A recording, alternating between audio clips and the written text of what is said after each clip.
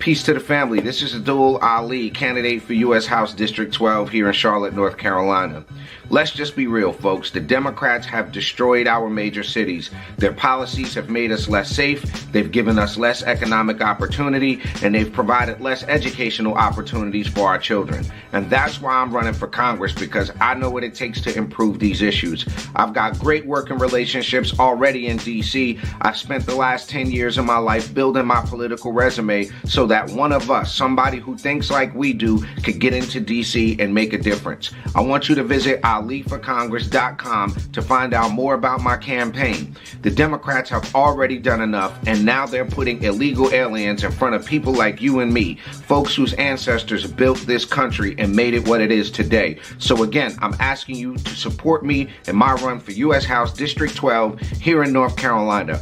You don't have to. My name is Minister Inky. I am the naturopathic doctor and the spokesman for the Melanin vs. Diabetes Ministry. Every time you go to the supermarket without the electrician grocery shopping list, it's like putting a loaded gun to your head. Stop playing Russian roulette with your life.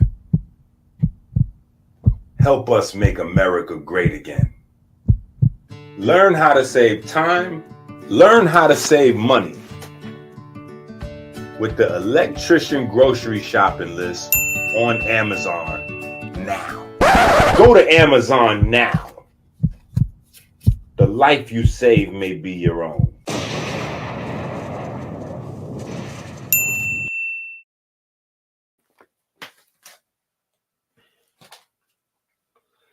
Peace to the family out there. Do y'all know what today is? Do y'all know what today is? Who knows what today is? Who knows what today is? Come on. I should get some of that Tony music. Y'all remember Tony?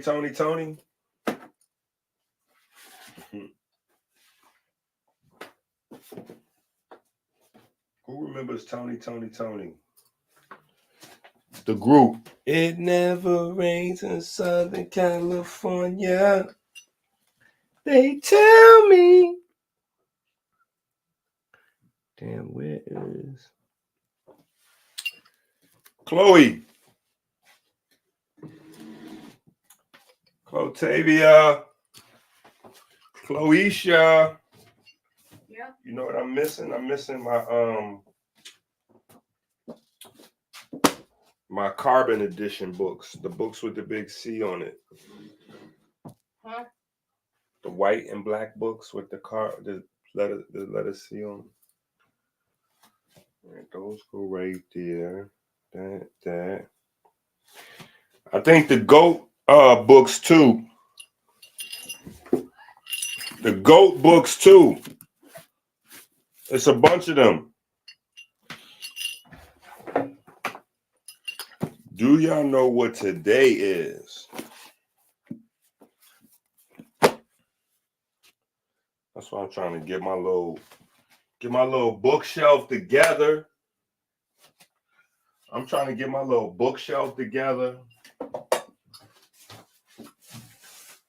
That's good.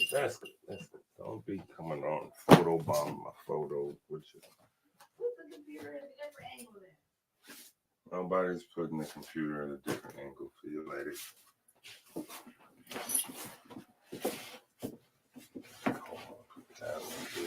Down there.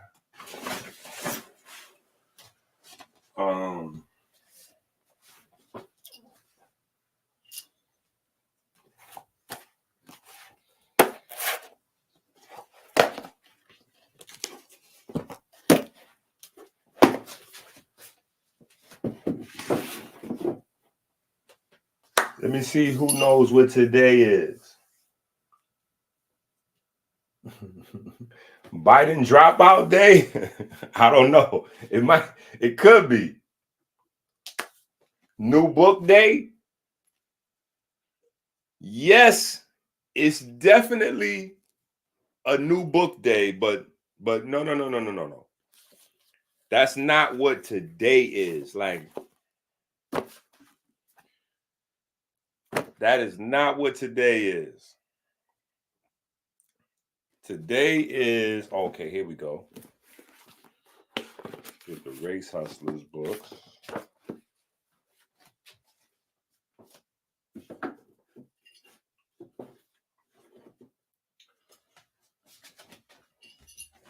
Today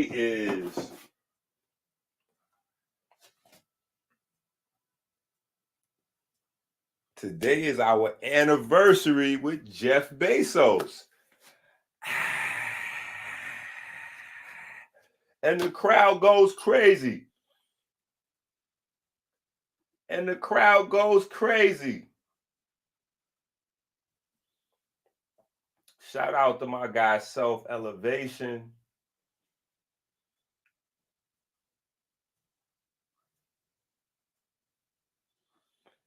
Today is the anniversary. Today is Pi Day.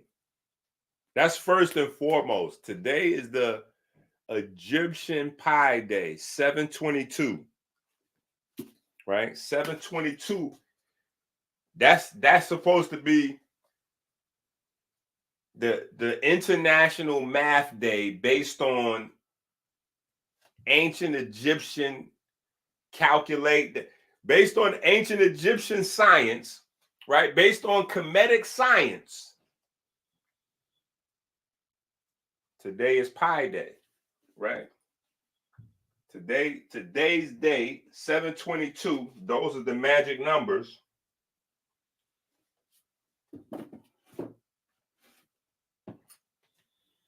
Those are the magic numbers. The gold book. Those are the magic numbers.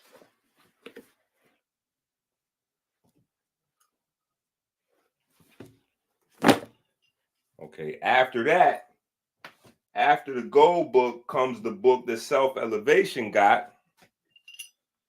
Hold up, where's my book? Oh, there you go. Yo, we got a lot of work to do. We got a lot of work to do. Because I was going through this book this morning. I was like, man, we got a lot of work to do.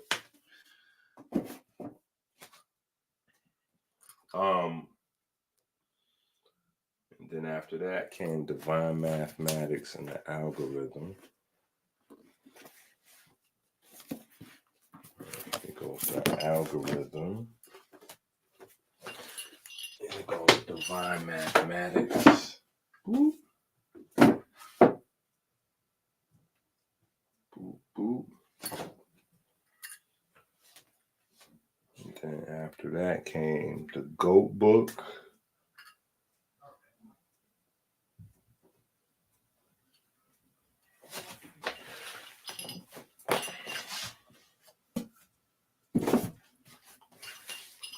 I knew I was missing something.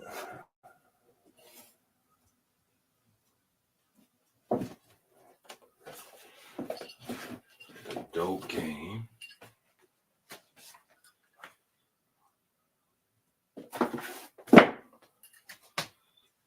All right, it's getting crazy, so we're just getting ready to just start stacking books up in here.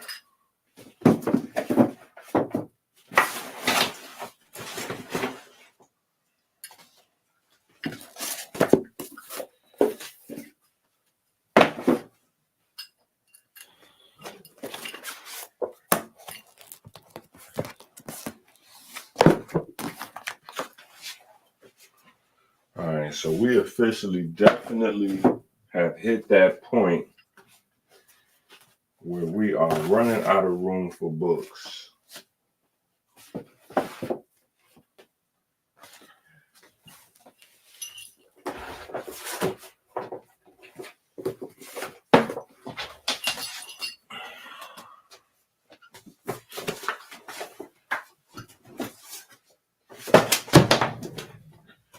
Listen, if Kemet doesn't give the world pi,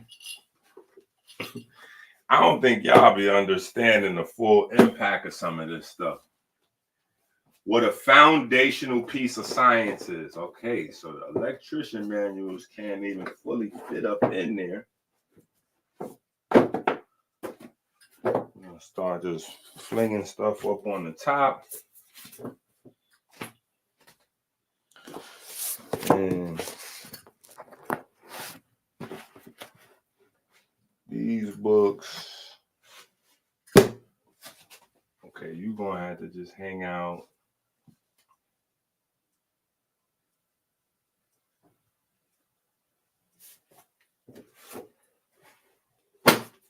All right, y'all gonna have to hang out. All right. Yeah, there we go.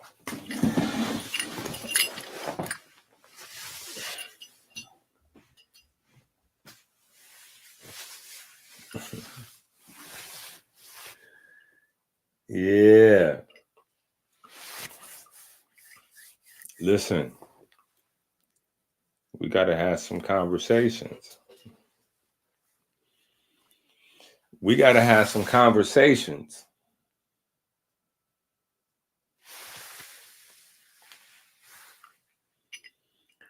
Today is our anniversary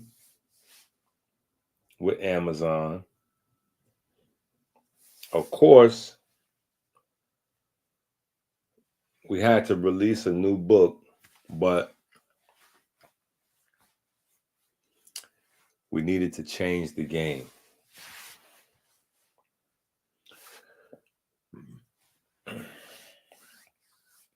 We needed to change the game. So some people watched the last video and they said, Doc, you never told us what the melanin vitamin was. You never told us what the melanin vitamin was.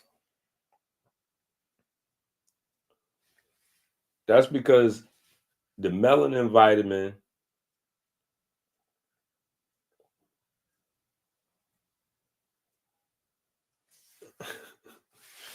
the melanin vitamin is in the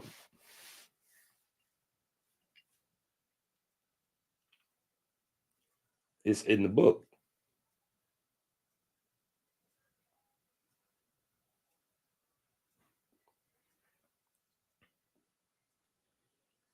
Somebody said, Inky, you working too fast.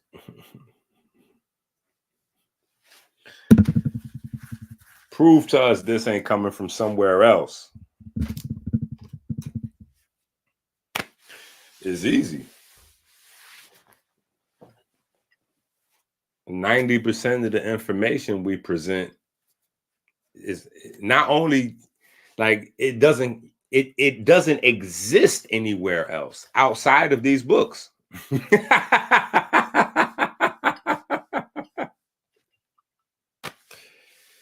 That's the easiest thing to chop up, right? It doesn't exist anywhere else outside of these books.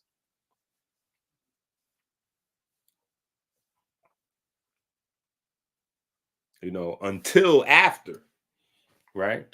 So after we release certain information, then, you know, it starts to make its way around. But so that's easy right there. That's easy work. That's easy work.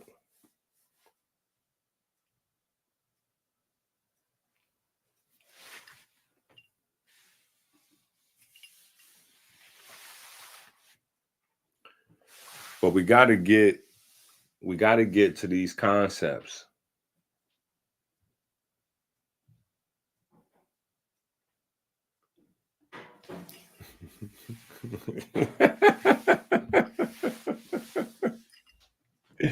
Hey, listen.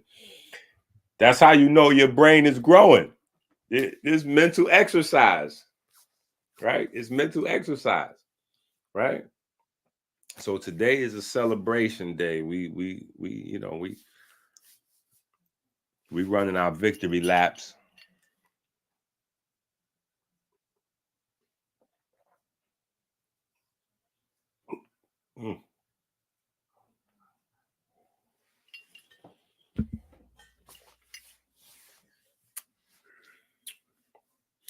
That's why we spend so much time in the books, honestly.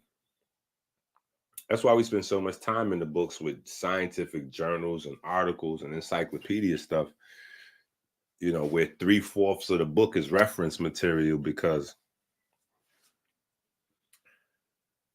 the things that come from our research firsthand, it doesn't exist anywhere. And if I just present it as our research alone, people will be saying, oh, he made that up, or this, that, and the other. So, you know, we try to substantiate our research as much as possible with, you know, what people are familiar with.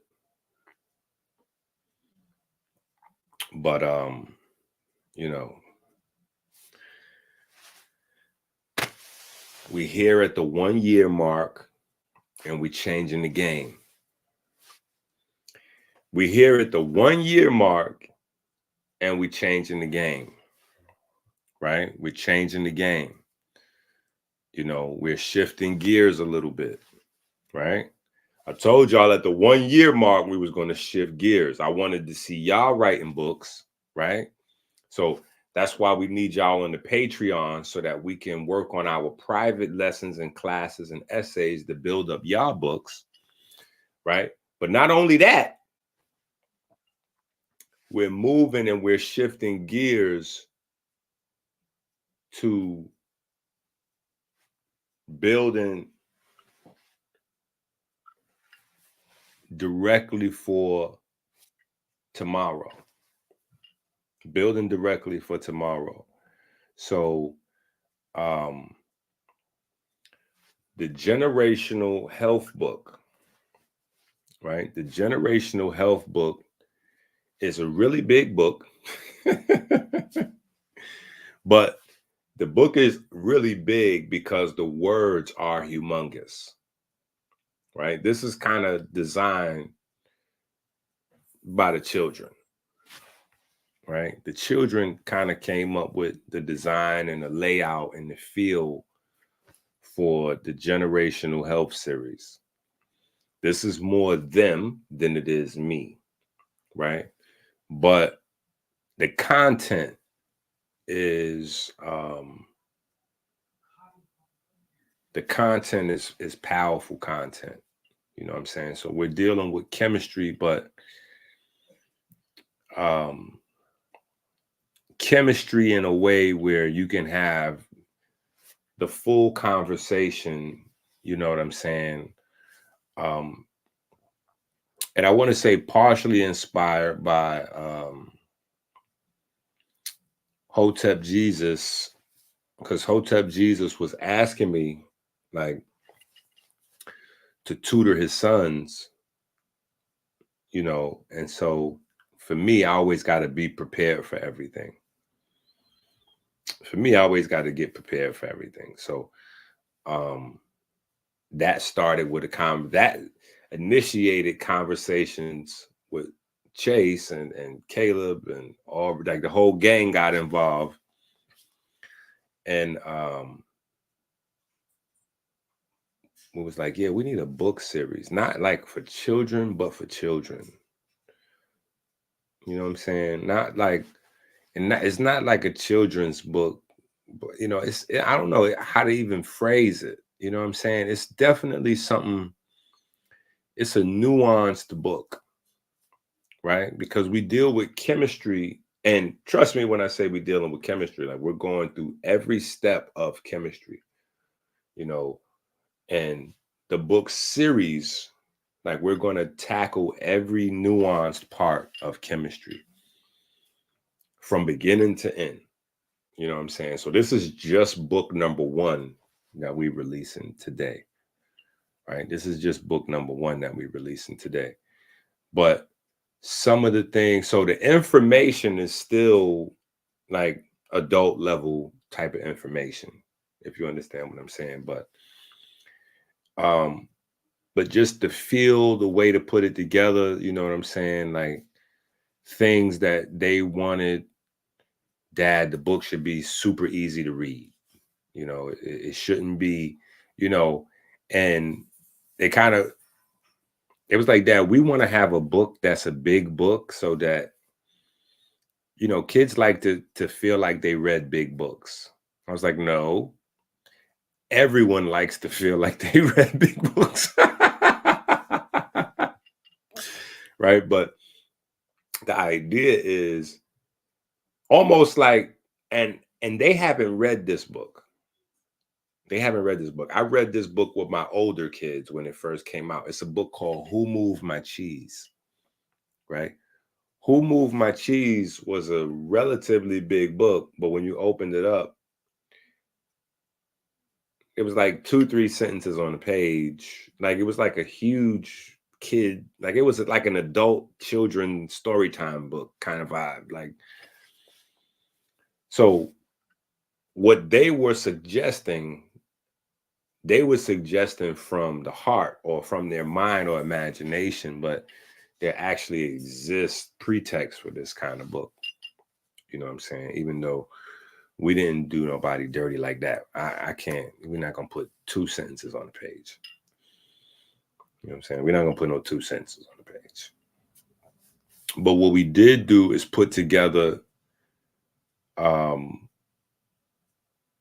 expansive vocabulary, like a glossary. So that's the big thing, right? We put together a huge vocabulary, food, chemistry, you know, biochemistry, microbiology, like all of the different subjects that we deal with. You know what I'm saying? We kind of put together, you know, a basic, and I don't even want to say basic, but because there's some, you know, it's a wide range of vocabulary words in there from elementary level to college and beyond. You know what I'm saying? There's some concepts in there that college graduates gonna be like, what? So what is that word right there? That's why there's a glossary for that.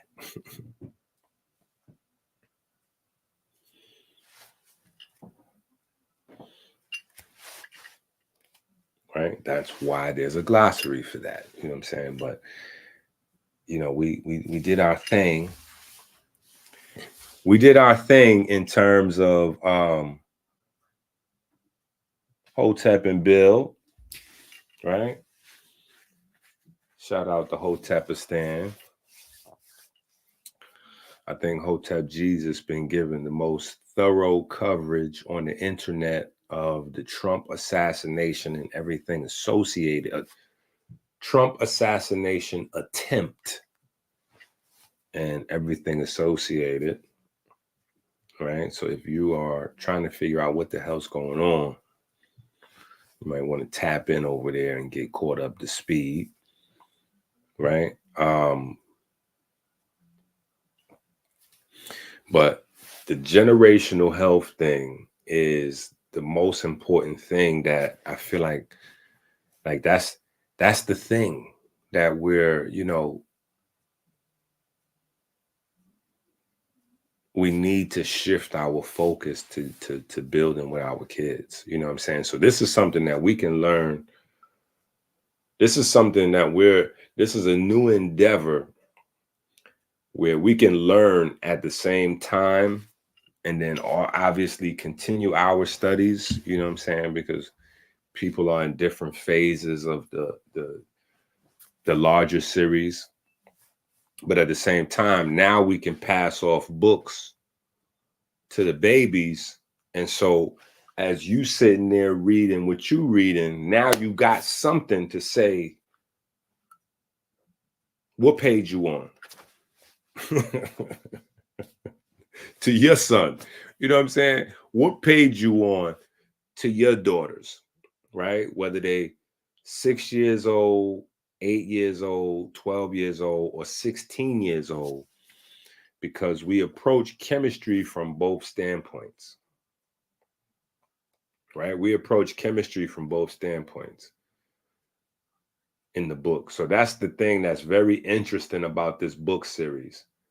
We're approaching chemistry from the perspective of atoms and atoms. We're approaching chemistry in this book series from the standpoint of atoms and atoms, right? So when we talk about atoms bonding, we're also talking about atoms bonding,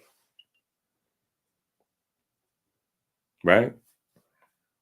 When we talk about atoms, the individual units that make up matter and how they bond and how they break down and energy and blah, blah, blah.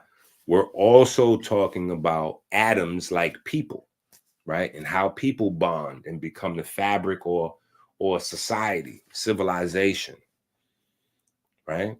So we're talking about chemistry in terms of how atoms bond and break apart.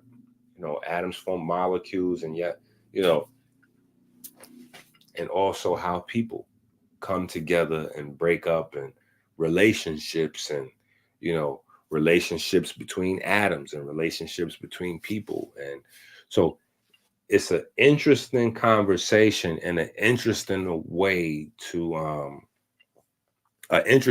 approach science, an interesting way to approach generational health, right?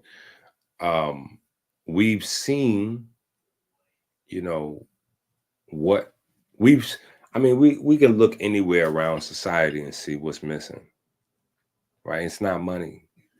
Think about how certain things you you you don't realize the similarity between two sides of one coin, right?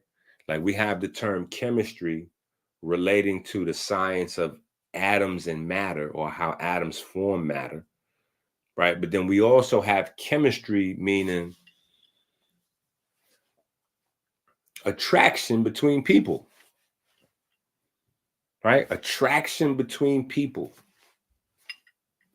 Attraction is based on magnetism. Magnetism based on electricity. A moving electric field creates magnetism. Magnetism is what attracts people, places, and things, or repels people, places, and things.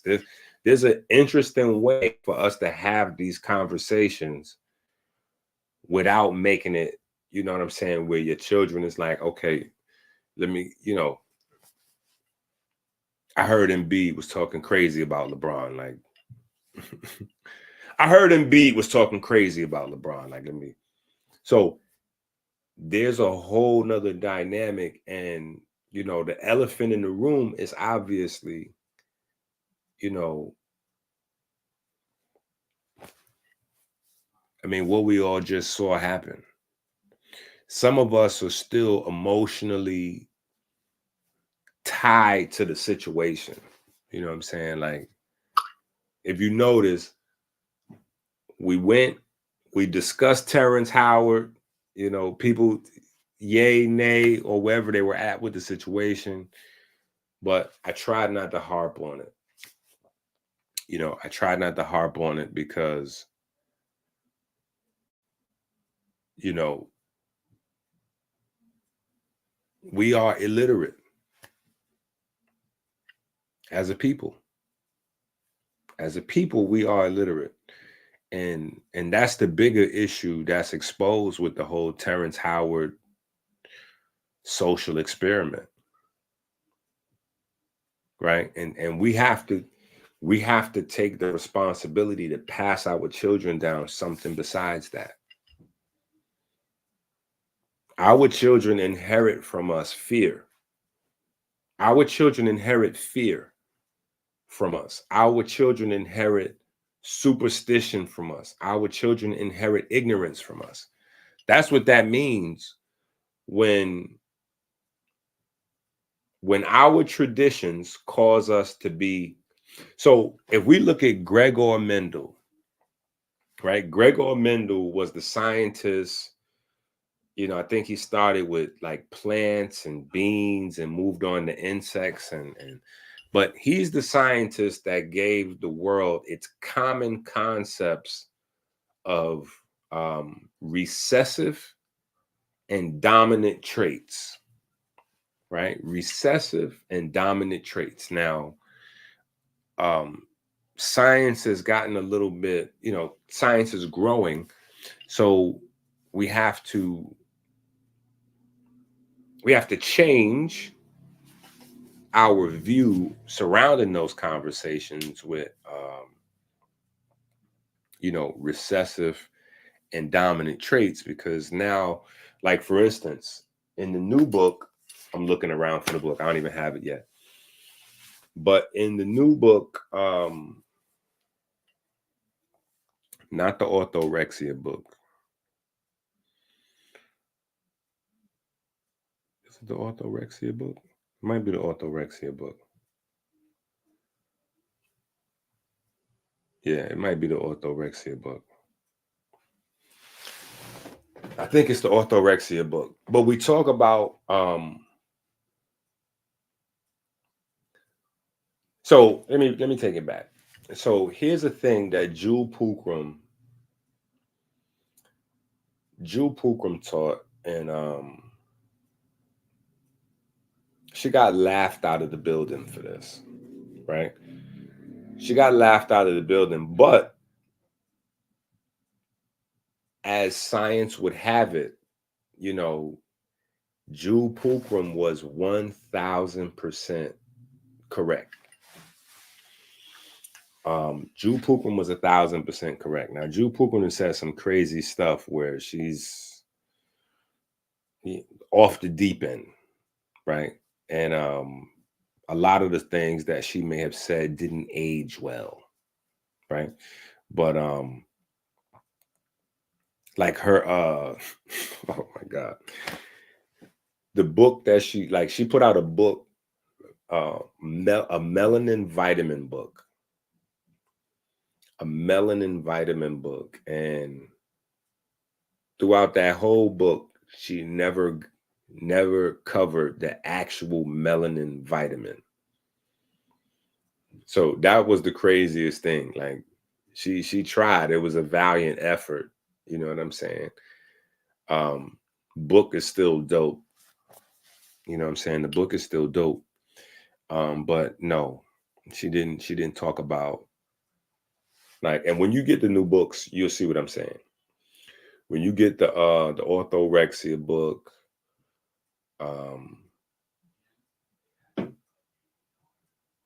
the autodidact book, I think it's in the autodidact book. It might be in the autodidact book. But it's in one of those two books. It's in either the orthorexia book or the autodidact book.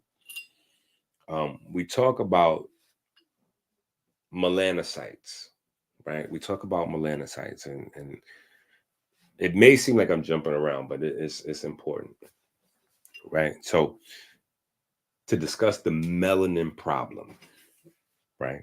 And so if you don't understand the melanin problem, then you haven't seen the statistics, right? Black people have, Black women right now are the leaders of lupus disease, right? That's a melanin problem. Black people leading diabetes, that's a melanin problem. Diabetes, Black people leading in cancer, that's a melanin problem. Just in case you don't understand, right? In case you don't understand, those are the melanin problems. The fact that we had Gregor Mendel isolate across the board in all species what recessive genes and dominant genes were. The fact that, now, mind you, for just stating the obvious for people that may not know, Gregor Mendel is a white guy. White as you can get, from a time period where white people were as racist as they could be, right? But he established dominant gene traits, recessive gene traits, and also established that Melanin is not only dominant to other forms of pigment, but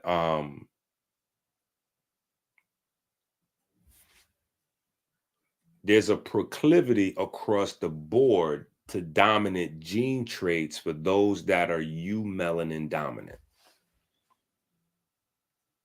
right? So it goes against science. Listen to what I'm trying to establish here. This is super important. It goes against all scientific reasoning that the people with the most potential propensity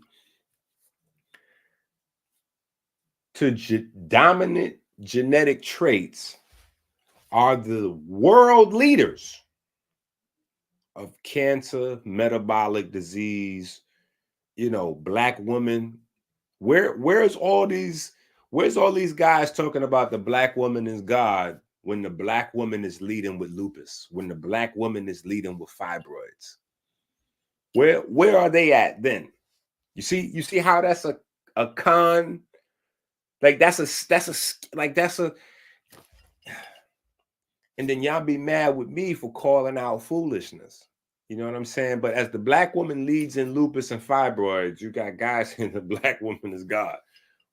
And I'm just saying, show me. Because we got to demonstrate. Right? So it goes against all of scientific reasoning that these things are so. It goes against scientific reasoning that we have the dominant genes, but we have the shorter lifespan. How do we have the dominant genes and the shorter lifespan?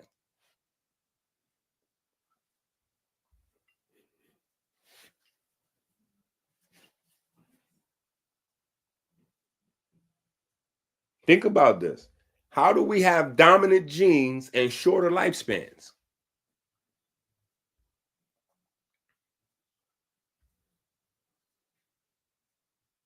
Yeah, I'll wait. I'm trying to figure this out. Somebody tell me. We can go to some commercial. We can go to a commercial break while you get your thoughts together.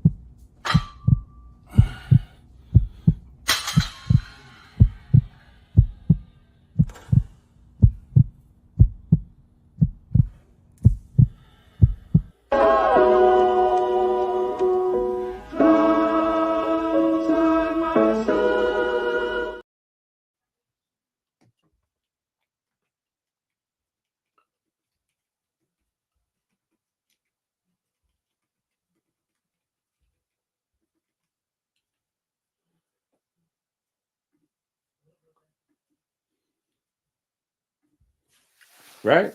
So let's think about that. How is it that we have dominant genes and shorter lifespans? How is it that we have dominant genes and we lead across all metrics in disease categories? How does that happen?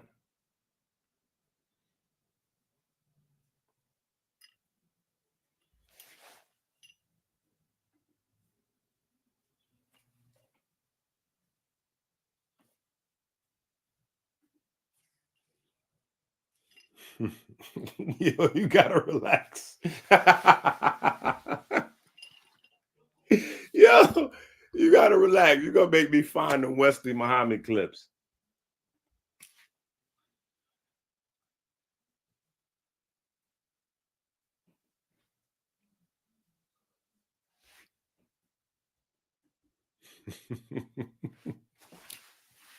Listen, we got to tackle this. I'm going to tell you how. Because ignorance and superstition.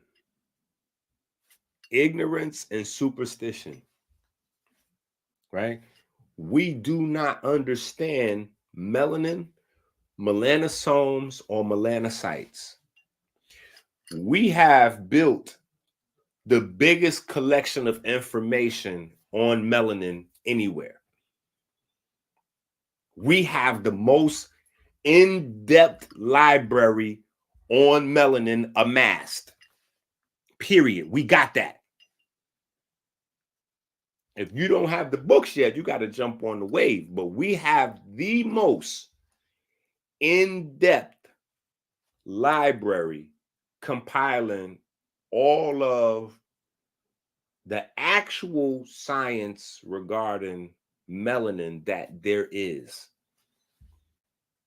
That might sound like, you know what I'm saying, like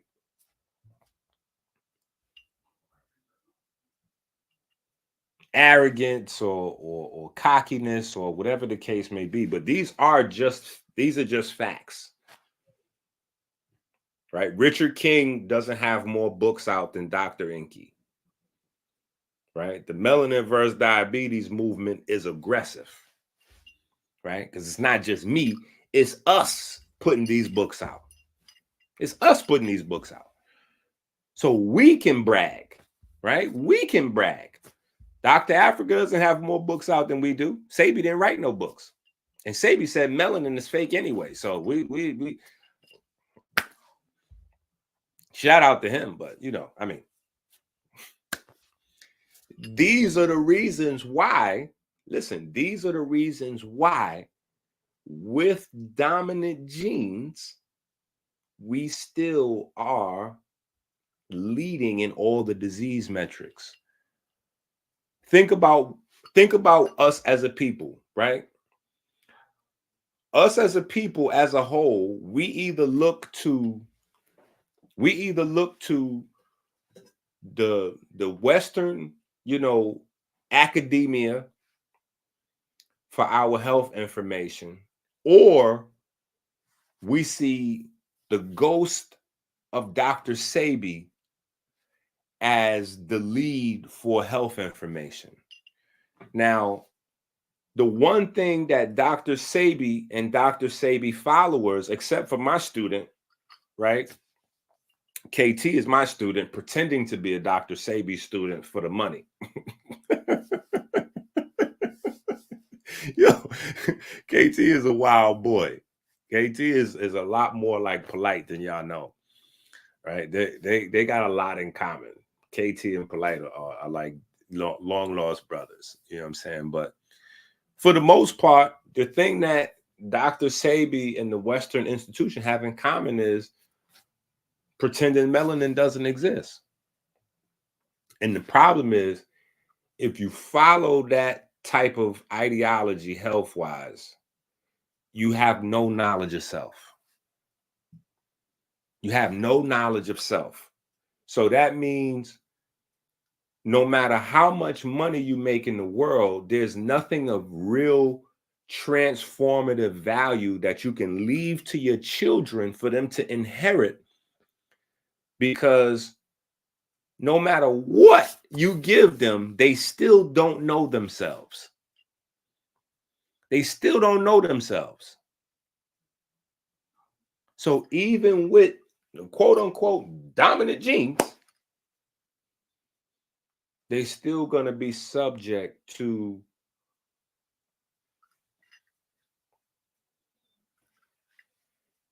you name it. You name it. Right? We're letting automated robots make babies now. You know, a lot of these ladies are being impregnated by machines, you know, because the machine has a steadier hand than a human, you know. So the machine is, you know, fertilizing the egg with the, you know, the semen. Listen.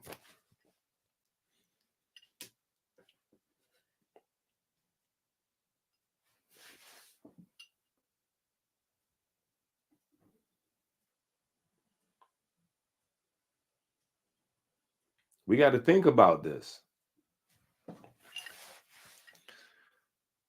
The most important thing, and the light bulb should have went off. The light bulb should have went off. Think about this.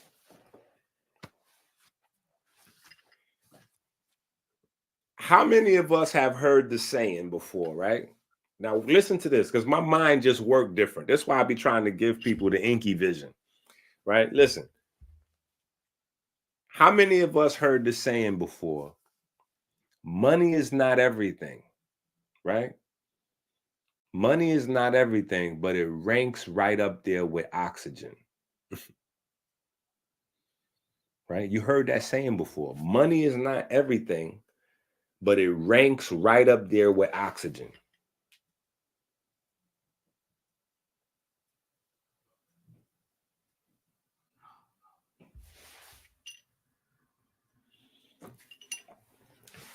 Listen to this. Money is not everything, but it ranks up there with oxygen.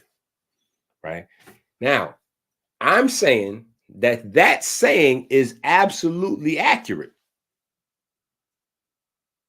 Listen, I'm saying that saying is the truth. I agree with that statement. Money is not everything, but it ranks up there with oxygen. I totally agree with that saying. Right? I totally agree with that saying. Let me just make sure it's clear that I totally agree with that saying. Money is not everything, but it ranks up there with oxygen. Right? Here's where the problem comes in.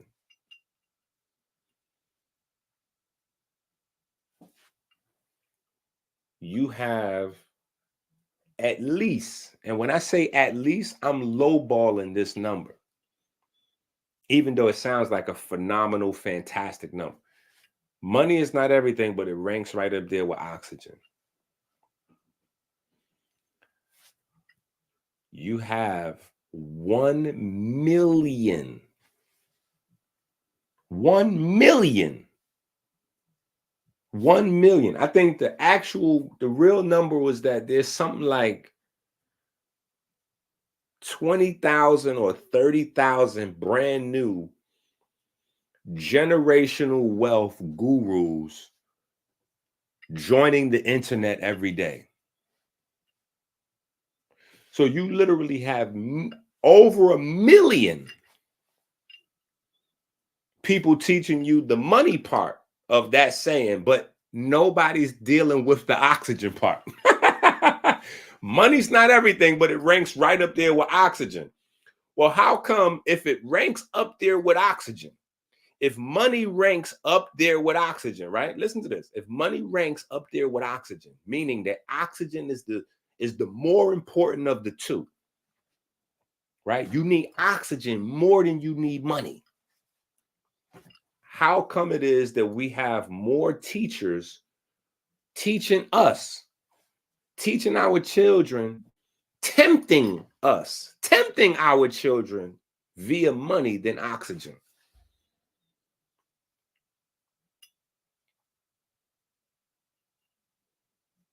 Listen now, this is important. Why is it that if money is not everything, but it ranks up there with oxygen, why do we have 1 million times more people talking to you about generational wealth than generational health? Generational health is our concept. So I can't even really say 1 million times more, because it's like 1 billion times. There is no other people. This is ours. The entire concept, generational health. That's our concept.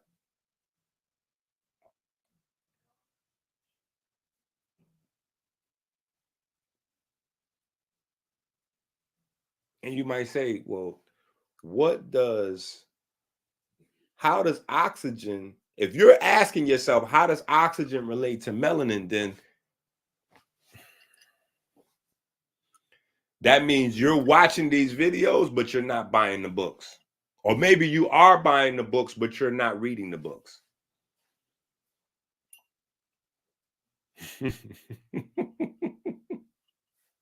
Right? If you're still under the concept that melanin job, its main role is light translation or vitamin D or something like that.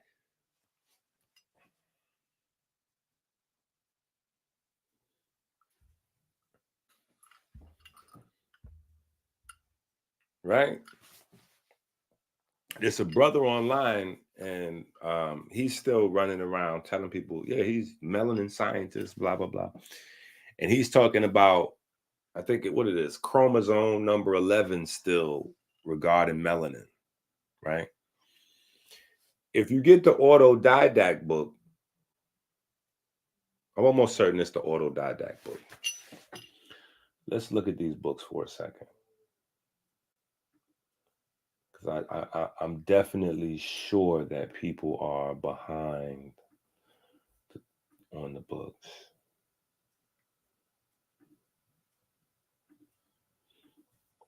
Let's go look at these books for a second.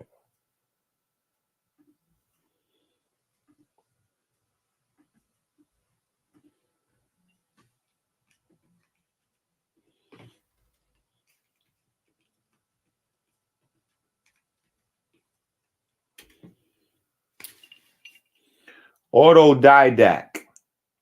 See that? Right there.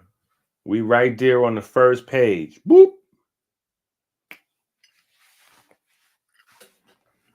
We right here on the first page.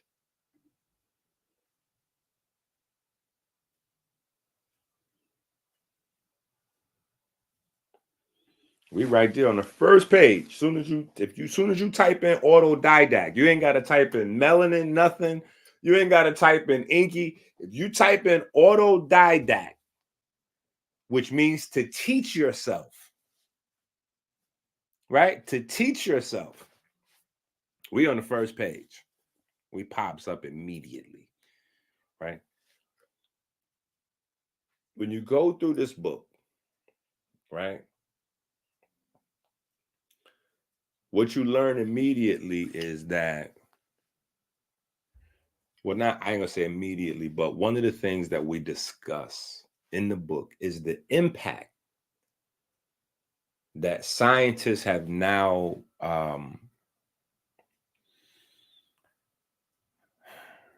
identified over 100 different genes that play a role in your pigment levels. So the conversation is no longer, so it's levels to the conversation. When I hear people talking, I know what level they at with the conversation, right? So if they still talking selenium and tyrosine, right? That might be, they might be stuck in like the 1990s with it, right? If they talking about a psycho spiritual, you know, they might be, they still in a Richard King. And there's people still at these levels. Y'all have been with me so long, y'all are flying to the moon and back. You know, y'all have been around, we done did cycles around the sun. So you don't really understand that 99% of the world still needs you to go recruit them. Like these people are lost when it comes to, they don't have no knowledge of self. You don't have no knowledge of self if you're a brown or black person and you don't know how melanin impacts your health. You don't know that your diet should be driven by this. And this impacts even 99% of white people, because not only do all what we consider to be white people have melanin, pheomelanin in their skin, and their brains run on neuromelanin, right? But also, most of the world is predicted to be visibly mixed over the next couple of decades, right? So most of the world is already mixed now if we go back far enough. But you have people like me, right, that don't look visibly mixed, right? I look like I'm a pure African or pure melanated person or whatever the case may be. You go back far enough, there's some white folks in my mix, right? So, but we would be considered not to be visibly mixed. over the next couple decades, most of the world's going to be visibly mixed, right? Visibly mixed. So the melanin thing is everything, right? The fact that Alzheimer's disease and heart disease is the #1 and #2 killer around the world means that melanin is everything, because it's melanin that drives the heart health and melanin that drives the brain health. So, you know, if a person is coming from the conversation and they talking about tyrosine, melanin and tyrosine, okay, I know you here with it, right? That's like second grade. You know what I'm saying? This is why one of the reasons I got banned when the situation, the worldwide situation was going on, is because I talked about the connection between that situation and some of the genes that regulate, So freshly off a ban, YouTube gods, I don't want no beef.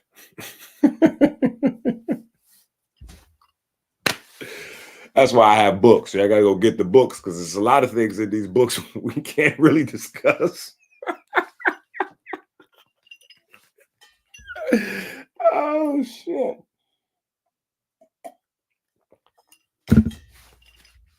Right. But that's a level to it. You know what I'm saying? And some people, they get to the chromosome level and they start talking about single nucleotide polymorphisms, and that's another level to it, right? But like I said, now scientists have identified over 100 different genes that are associated with it. And the reason is because they're just coming around to what we've been talking about for over 10 years now, right? All of the various pigments in your body, all of them contribute to melanin. I knew this, and I was teaching this concept before I even knew about most of these pigments, because that's how nature works. In nature, you notice, or you will learn, if you study the information, you study nature, the yellows, the reds, the blues, right? The oranges, all of these pigments in nature work together to facilitate the green. I've been saying since 20 years now, green is the perfect black. Green is the perfect black. Green is the perfect black. Green is the perfect black. This is the message. This is a 5,000-year-old message. Green is the perfect black. Green is the perfect black. This is a 5,000-year-old message. Right? That's how I think we got to. I already got it on my passport to Hotepistan, that my new name is Inkhotep. Inkhotep. Like Imhotep, but Inkhotep. That's my new name. Inkhotep. Right? Inkhotep. Yeah. That's Inkhotep. That's already on my passport to Hotepistan. My Hotepistan passport says Inkhotep on it. That's a 5,000-year-old message that the perfect black is green. The problem is that people are lazy. They don't want to do the research. Right? So no one has ever done the research before. Ever. None of these Kemetic scholars, none of these guys have sat down to actually put in the decade or more that it would have taken them to figure out what that means. Why is the perfect black green? Why is it that the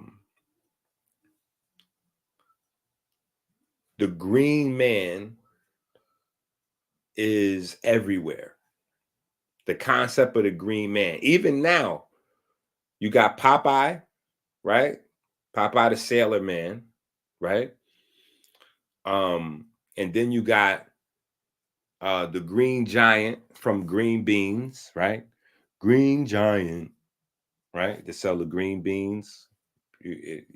Y'all might be too young to remember those commercials. They still might be having those commercials, right? To sell the green beans, right? But there's all sorts of mythological plays on the idea of the green man, the god of the forest, right? You have Mother Nature, and then you have the green man, right? Mother Nature and the green man, right? That's the god of the forest, right?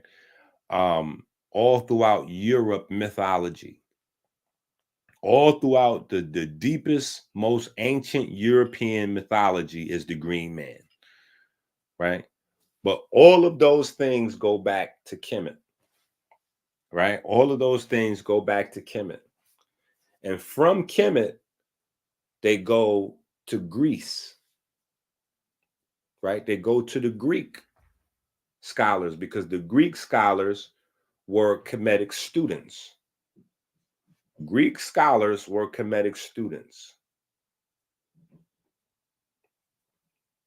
So the mythology and the way they taught their science and story form in Kemet becomes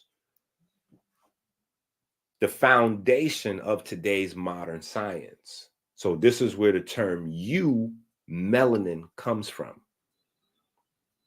right? It's still referencing the perfect black because the prefix U means good, perfect, or best, right? Good, perfect, best, complete, absolute. That's what the EU means, right?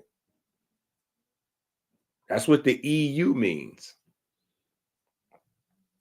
Good, perfect, best, most complete, absolute, right? All of those terms. And then melanin comes from melanos, meaning black, right?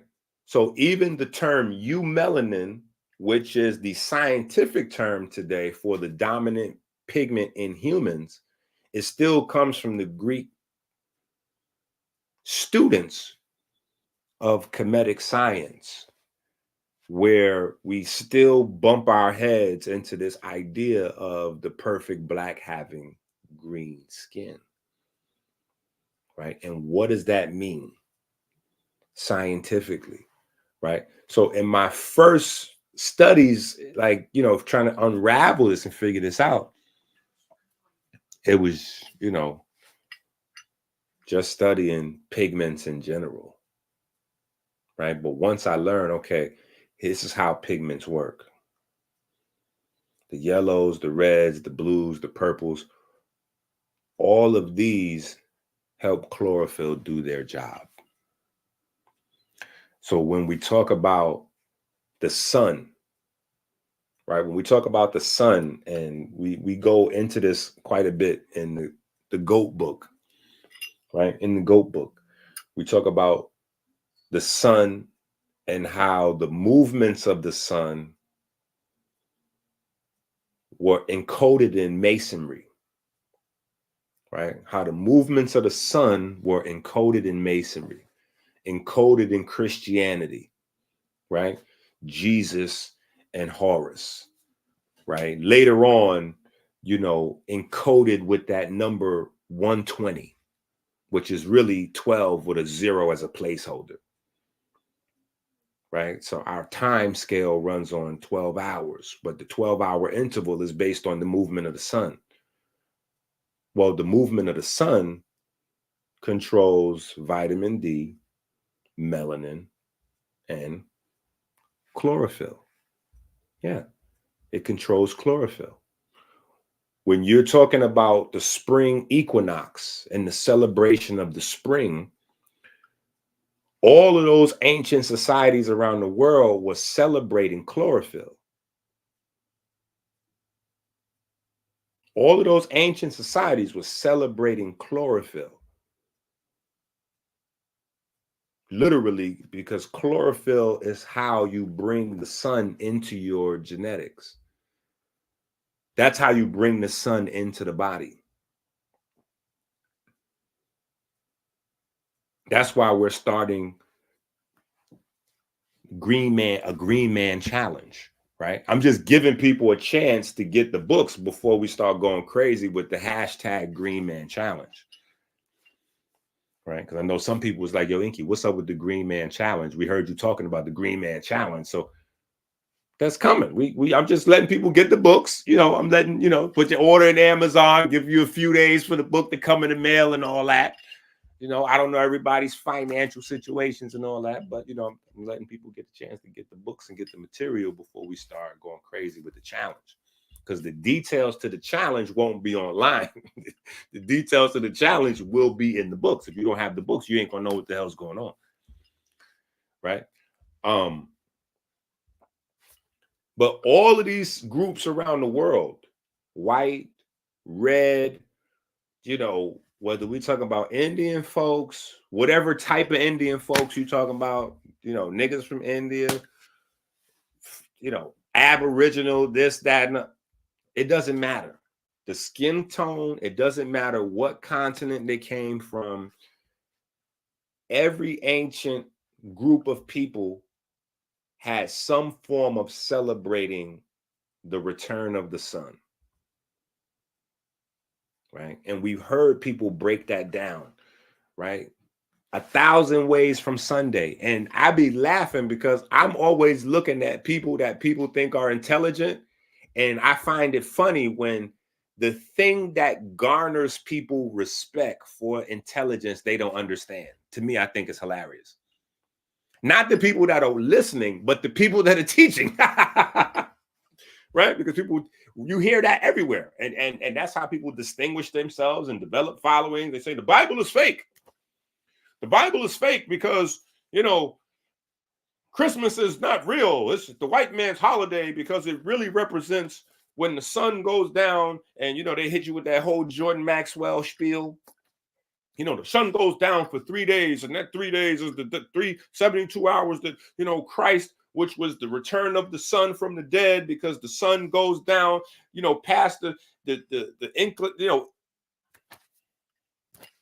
they run through this whole campaign and they're not doing no research. All they're doing is listening to somebody else's videos 5 or 10 times. Okay, I got it. Lord, you got people repeating Jordan Maxwell's whole spiel and they don't even know who Jordan Maxwell is because they've heard it watered secondhand, third hand, because they done heard it from Pharaoh or Polite or this guy or that guy. They done heard it from somebody else. Or David Icke or, one of these other guys. They don't even know where it originally came from. And Jordan Maxwell didn't know what he was talking about. Your OG don't know what he's talking about. That's like Cam and Bass right now. They're like, yo, we don't believe in big homies. This is the reason. Your big homie is probably a dope head. Your big homie don't know what he's talking about. Right? The whole reason for that is that the sun is the initiator of the growth of chlorophyll. Chlorophyll represents the physical magic, the biochemical magic. This whole concept around solar worship is the worship of biochemistry. But because we don't have the information and we're no longer passing down what? Generational health. We don't understand these concepts. This is literally the reason for us building such a library. That's what this whole library represents. Our ability to restore that broken chain to start passing down generational health once again. But in order for you to do that, you got to do more than buy the books. You got to read these books. And now we're creating a whole nother section for your children, for you to have them read, and then for you to read with them.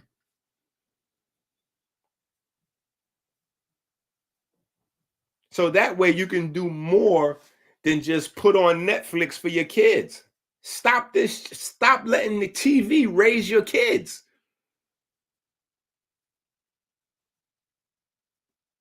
Stop letting Xbox raise your kids. Stop letting whatever the hell that shit is, Warcraft and all these. Stop letting these games raise your kids. Stop letting programmers raise your kids. All these niggas talking about they dad this. Oh, I'm dad time. I'm dad time. Stop this. Stop this. All that shit is fake. All these guys that you see on the internet, on social media, using the fact that they got a few dollars to create this dad images, that shit is the biggest fraud of all times. Because you don't see none of these guys reading books with their kids. Oh, yeah, I'm a number one dad. Me and my kids just left the movies. Number one dad. Me and my kid just left the restaurant. Number one dad. Me and my kid just... I don't see no number one dad shit on their timeline where they just left the library. I don't see no number one dad stuff where they just left the bookstore.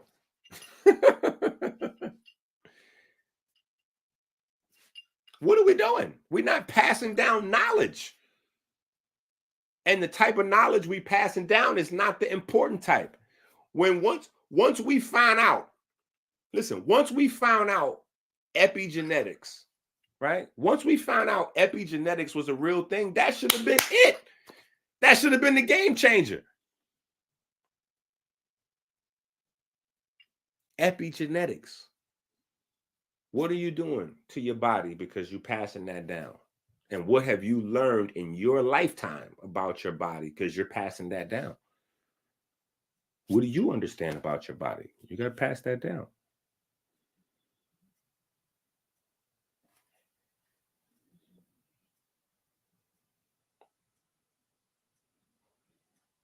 So I'm looking in nature and I'm going, oh, okay, this is the green man concept. This is the relationship between the solar deity, the worship of the sun, and the worship of nature, and how this translates to biochemistry, because obviously it's those green plants, right? It's those green plants. It's that green stuff, whatever that green stuff is. That green stuff that covers up all of the plants when the sun pops up. Because as the sun gets hotter, the green gets more prevalent, right? Before there's even a word chlorophyll, right? Because the word chlorophyll, it goes with language, right? So it has a date on it, right? But before chlorophyll, we have the term swage. This is why the mamatomics, hello, swage mamatomics. See, y'all don't understand how long we've been...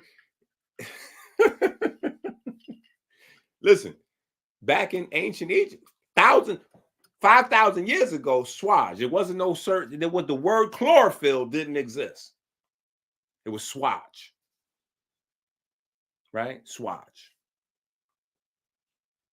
Or maybe that's maybe the pronunciation needs work, obviously, because we don't have somebody from back at the time period to tell us how to pronounce it correctly, right? But that's the term, swage. SWADJ, right? That's the term, swage. Where the term for green, there was no dead term for green. That's number one. And it was a process. So that's what that means, where there was no dead words in the Kemetic language. The words were living, meaning that the words, like a person that's alive is not static. It's perpetual movement, which is why one of the keys to our health program is perpetual movement, right? The more you move, the healthier you are. The less you move, the closer to death you are, right? Perpetual movement. Green was a greening, right? And green in the Kemetic language also represented successful.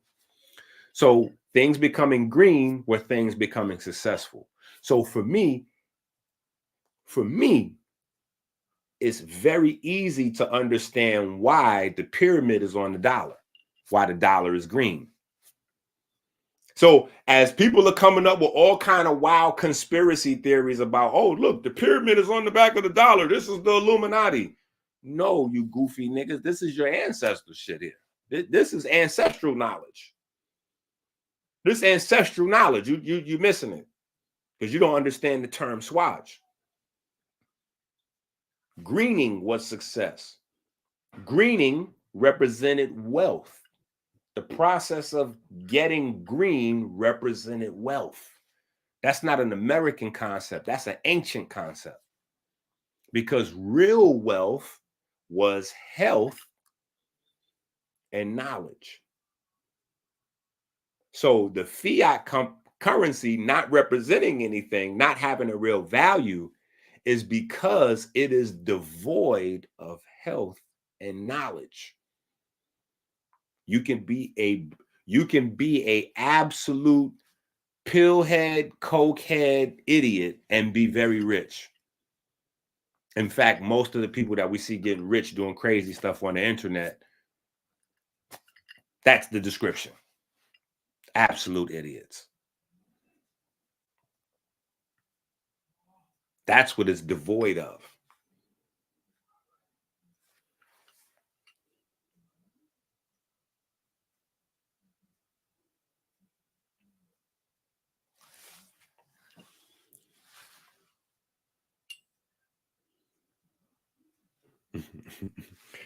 That's what I'm trying to tell you.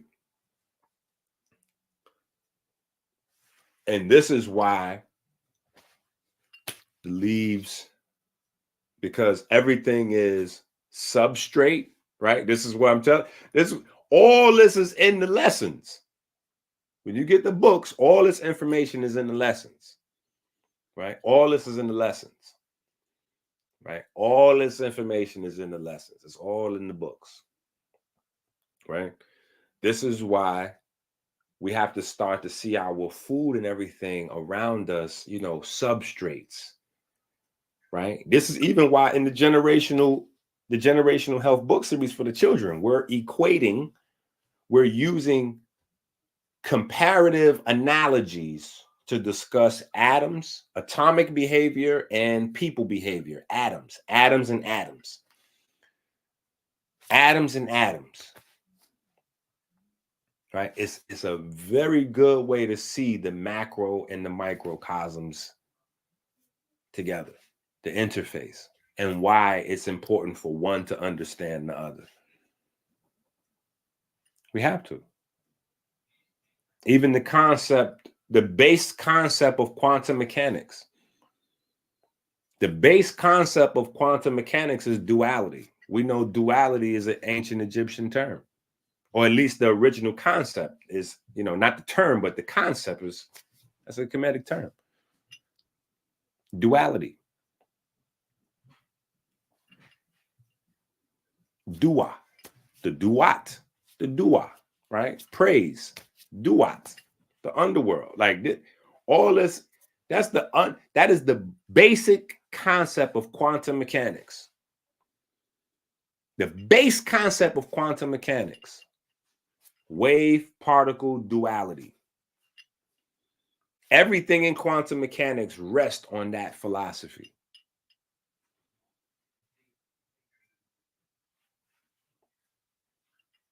So,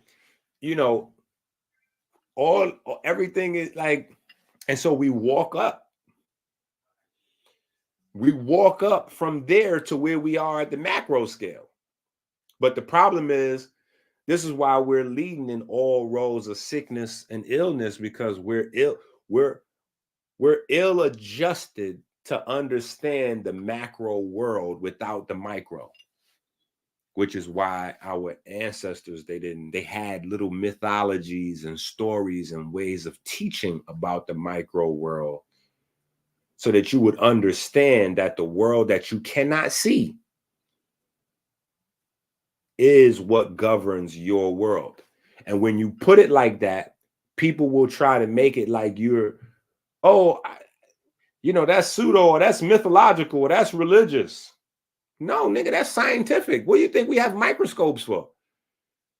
What do you think after microscopes, we still realized with the strongest microscopes in the world, we realized that there was still stuff beyond the reach of microscopes that we could not see that was governing our world.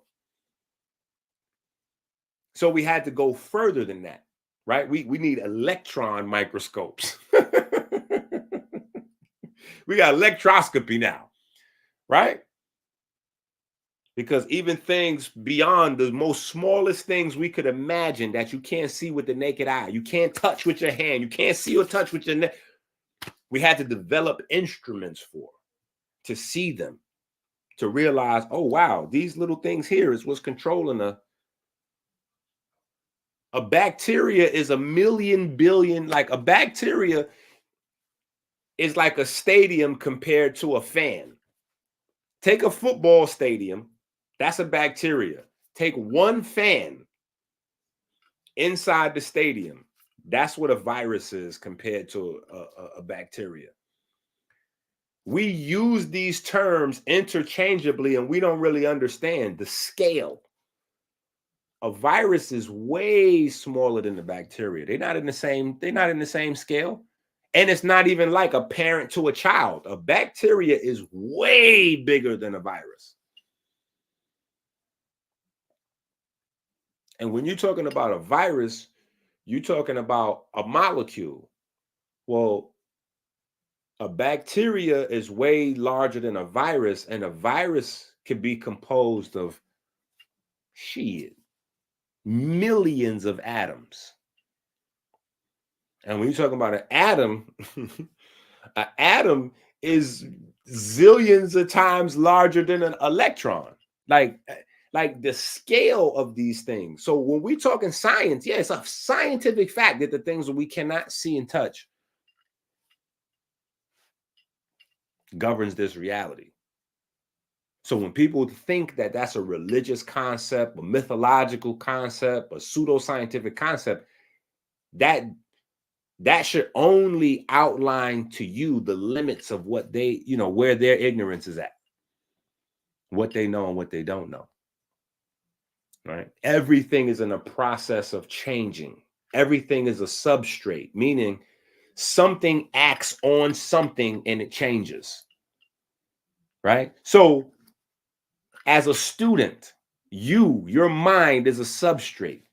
Your teacher is creating your teacher, and your teacher's communication with your mind as a substrate is going to create change, right? Your mind is going to grow. This is how it goes. Every single day, the things that we interact with change us. It makes us stronger. It makes us weaker, right? That's chemistry.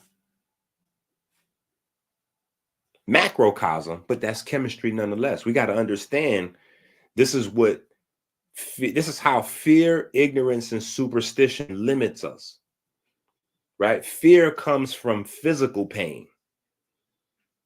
Fear comes from physical pain, or the promise or the threat or the idea of physical pain. But we don't understand pain is the healing signal in your body. So it's not possible for painkillers to facilitate, like that's not, the more we use painkillers, the sicker we become. Painkillers literally block the healing signal. This is a scientific fact. The less painkillers you can use when you have any kind of problem, It doesn't matter what it is. The less painkillers you use, the faster your body can heal and recover. Period. It's not to say that it's going to stop you from healing and recovering, but it is a retardant to your healing. Because the pain signal is the healing signal. It's the same thing like mental frustration. Somebody was making a joke earlier, said our books is the only books that make their brain hurt. Yeah. And on the other side of that mental frustration is neural networks growing. Because when you have that mental frustration, that means that you're building new neural networks, or you're making stronger already existing neural networks.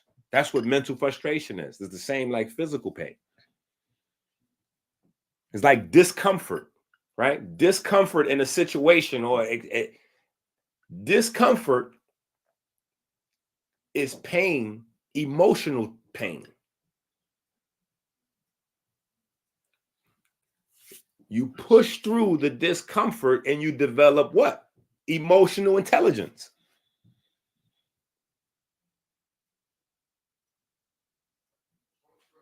The one thing that all three of these things have in common is information,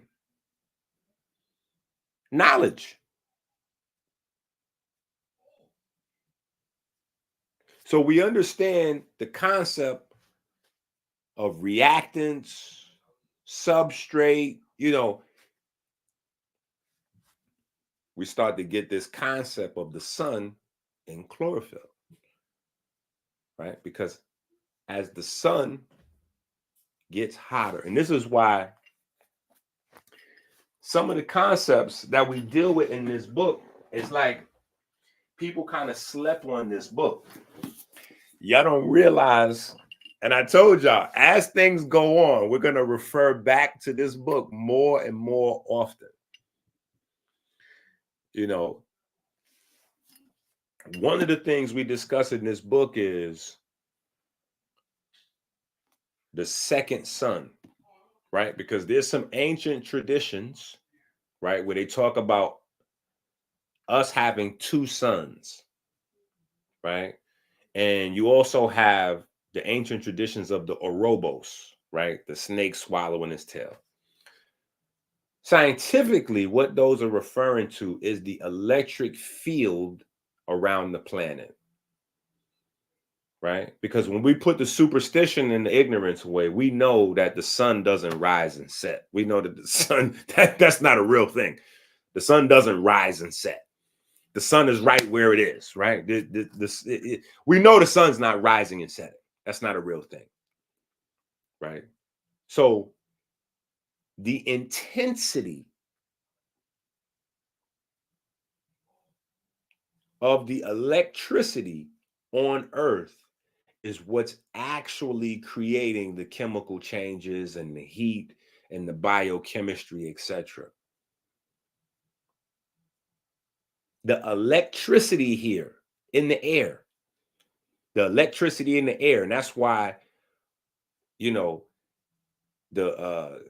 the god Shu, was so important, and different cultures have different representations of what Shu represented. But in the Kemetic tradition, it's the most clear and obvious in terms of the scientific communication, right? Which is what the feather represented. Even today, feather represents electricity, right? The most natural form of electricity called triboelectricity, right? So the electric field here, which intensity is represented by the sun. The summer being when the electric field that goes around that we call daytime, right? That electric field that we call daytime is at its most intense. That intensity of that electric field is personified by chlorophyll. Because when that electric field gets at a certain threshold, right, the plants start producing chlorophyll at a level where we can see it. We don't understand that the chlorophyll is being produced long before our eyes can see it. But the thing is, it's only a few chlorophyll molecules, so it's not overwhelming the other pigments that don't need the electricity as much as the chlorophyll does. Because it all comes down to the behavior of electrons. And so we deal with that, it's in the book, right? But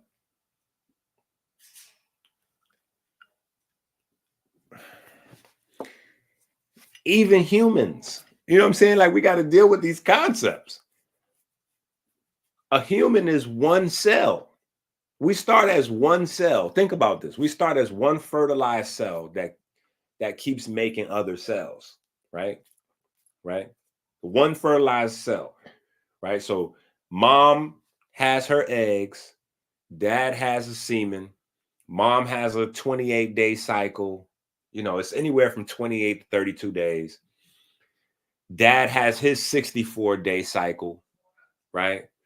So healthy sperm meets healthy egg, right? That makes one cell. That one cell is going to clone itself, right? It's going to keep reproducing until you have a marula, which is, 12 to 16 cells, somewhere in there, right? That looks like a little grape, a little bunch of grapes, right? Another reference to Osiris, right? Looks like a little bunch of grapes, right? Those bunch of grapes is going to keep on, it's going to keep on making more grapes. It's going to keep on making more grapes until you have enough to make 3 separate layers of tissue. And when they make the 3 separate layers of tissue, now they're going to start to access different parts of the genetic library. Because every cell has the entire genetic library. Understand that. Your liver cell has the information in it to become an ear cell, a brain cell, a heart cell. All that information is there. But it knows which information, and that information is about cellular bonding, right? So it's levels to, that's what a tissue is.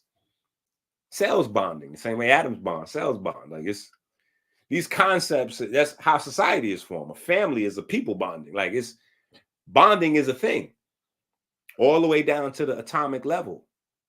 And then even beyond that. And we talk about that in the hydrochemistry book. Because in the hydrochemistry book, we talk about the first atom, which is hydrogen. Hydrogen has no neutrons. So hydrogen is simply one proton and one electron interacting with each other. They're bonded. One proton and one electron are having an eternal dance throughout all eternity. That's it. A proton and an electron. Hydrogen doesn't have neutrons. So even when you deal with the periodic table, it's like these are concepts, working concepts. You know what I'm saying? But it's not really absolutes, because if you define an atom as protons, neutrons, and electrons, well, that's not entirely correct, because hydrogen, which is the first, doesn't have a neutron. Unless you're getting into, deuterium and tritium, and you start to get into some of the heavier isotopes of hydrogen. But the basic hydrogen atom, which is the root, the foundation, the cornerstone of the periodic table, which is the reason why the periodic table is an oblong square. Just, we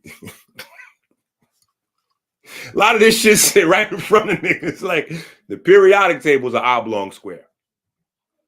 It's just, the cornerstone is hydrogen, right? The cornerstone has no neutron, right? It's a binary, right? Two particles, which, based on the understanding of duality in quantum mechanics, we know that particles are also waves. So it's just two waves.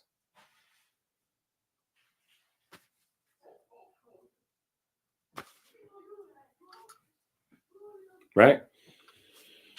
So as this electric field around the earth gets more intense, that we call daytime, right? The chlorophyll molecules start to be, created faster and faster, to the point where it becomes so many of them, you can't see none of the other pigments that's there. It covers up everything, right? But it's there though.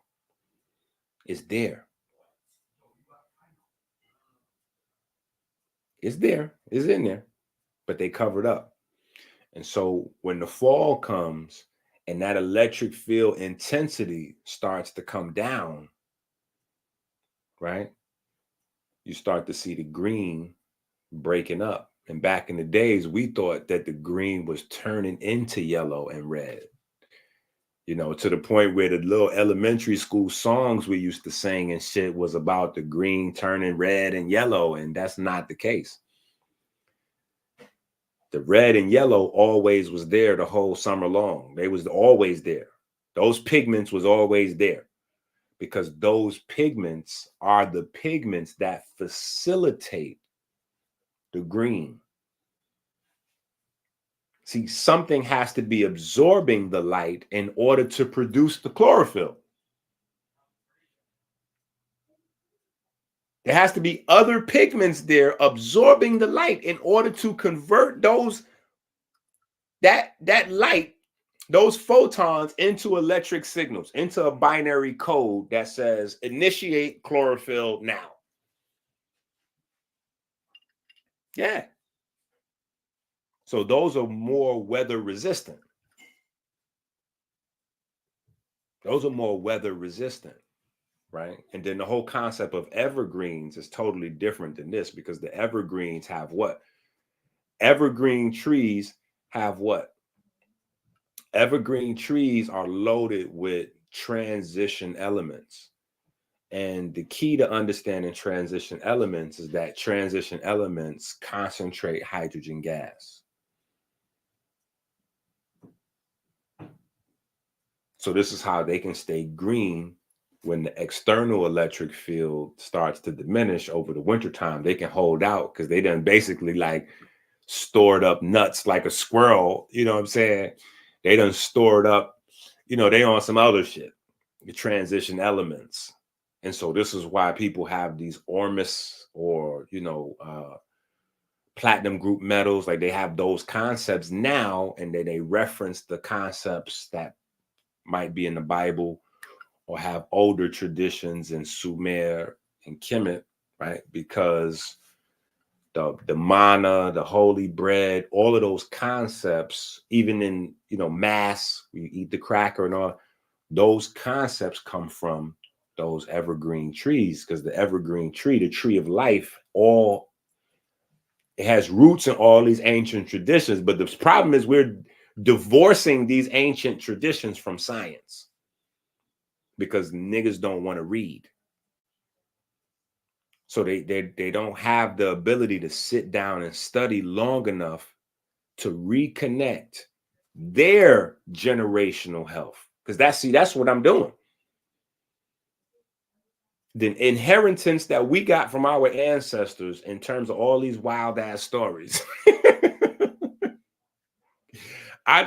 Since I was a kid, I just wanted to learn them and really learn them, like really figure them out. Like, in order for a story to last 5,000 years, it got to be some real shit to it. You know what I'm saying? And I wanted to figure that stuff out. And as I started to put two and two together and figure this out and figure that out, and I learned enough about studying the Jed pillar to really repair a spine. That's why nobody can't tell me shit. My daughter's neck and spine was really broken. I'm really on the books for doing shit that nobody else in the world can do.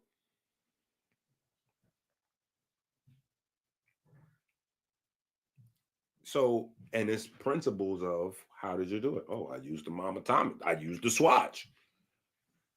Oh, you used the concept of the spine of Osiris. Oh, that green. And it's based on the herbs. Oh, because the herbs with the green. Oh, and it tastes salty because the salt was the number one value to fight off death. Yeah, you got to learn the periodic table, right? The periodic table. When you look at the left column of the periodic table, you have what? The alkali metals, right? The alkali metals. When you go to the right extreme of the periodic table, you have your bromine, your iodine. I mean, well, you go all the way to the right. You got the halogens, but you know, those are the noble gases. The noble gases, if you go all the way to the right, you got the noble gases. They don't interact with nobody. So if you come just to the left of that, the last column that actually interacts in your body, you know, plants, you know, that's viable in biochemistry, you're dealing with iodine. You're dealing with that blue magic. Well, what does iodine do? What does that family of elements do? That family of elements reacts with metals to form salts. So literally, that's how the salt of the earth was formed. The salt of the earth is what then becomes pigment.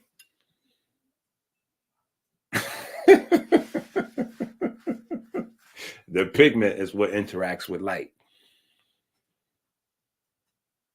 Translates light into information, right? And so that's why in the photochemistry book, we translate the electromagnetic spectrum into electron volts so that it makes more sense. Because that's literally what's happening, but nobody has it plain like that where it makes sense. Like, make it plain, Brother Malcolm. I'm like, let me make this shit plain. What's happening is different intensities of light are taking electrons from potential to kinetic.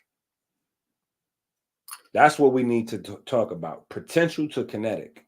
That's an electron volt, right? So when we talk about UVB, UVB is a specific intensity of light that makes electrons move at this intensity.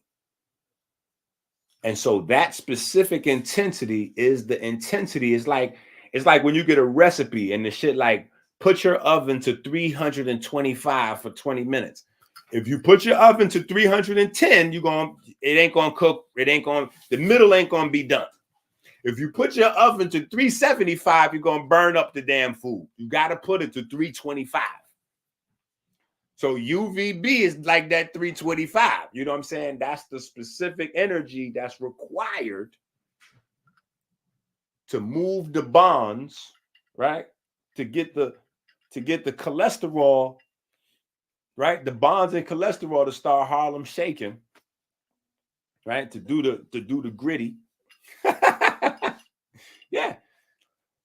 Right. And then now cholesterol is a substrate, and then you have all of the different types of vitamin D and blah, blah, blah. That's just an example. Right. But that's everything in life is that way. You know, your mind works that way, your heart works that way, chemistry works that way, everything works that way. Something is acting on something to get that thing to go into motion. Something acts on something to get that thing to go into motion or stop motion. Right? There's a transfer of energy somewhere. There's a transfer of energy. Right? That energy is going to add to momentum or detract from momentum. It's going to add to velocity or detract from velocity. Right? So that whole concept is the same in people.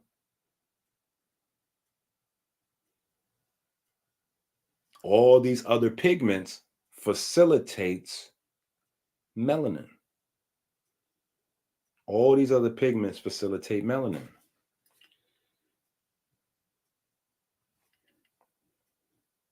That's how it works.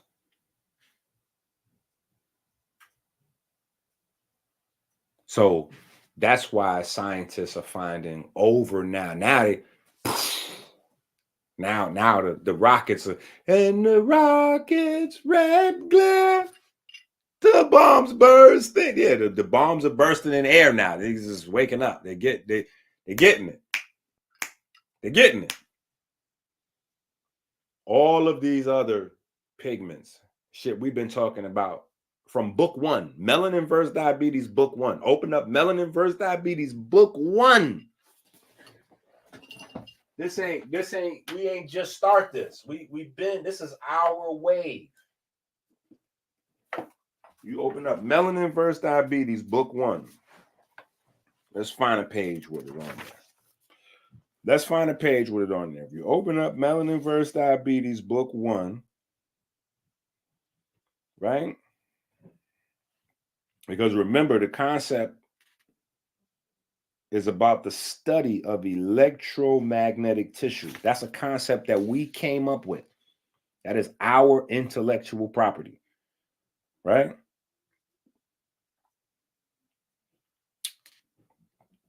Let's see what page. Because we started this shit in book 1. Book 1. We give you a nice little rundown. I gotta go to the supermarket and get me some more highlighters. I don't know why I stopped using highlighters, but highlighters are GOAT level.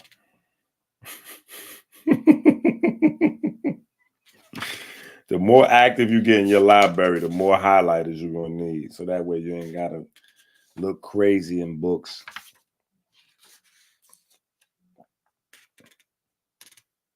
Right? Hold on though. I'm gonna find this for you.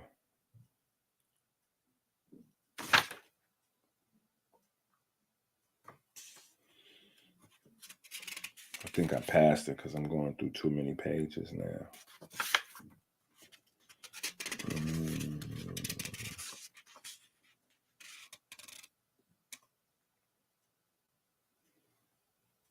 And I'm going through all of the different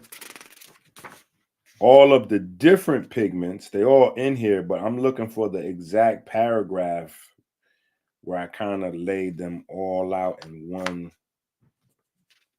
you know, the opsins, the globins, the melanins.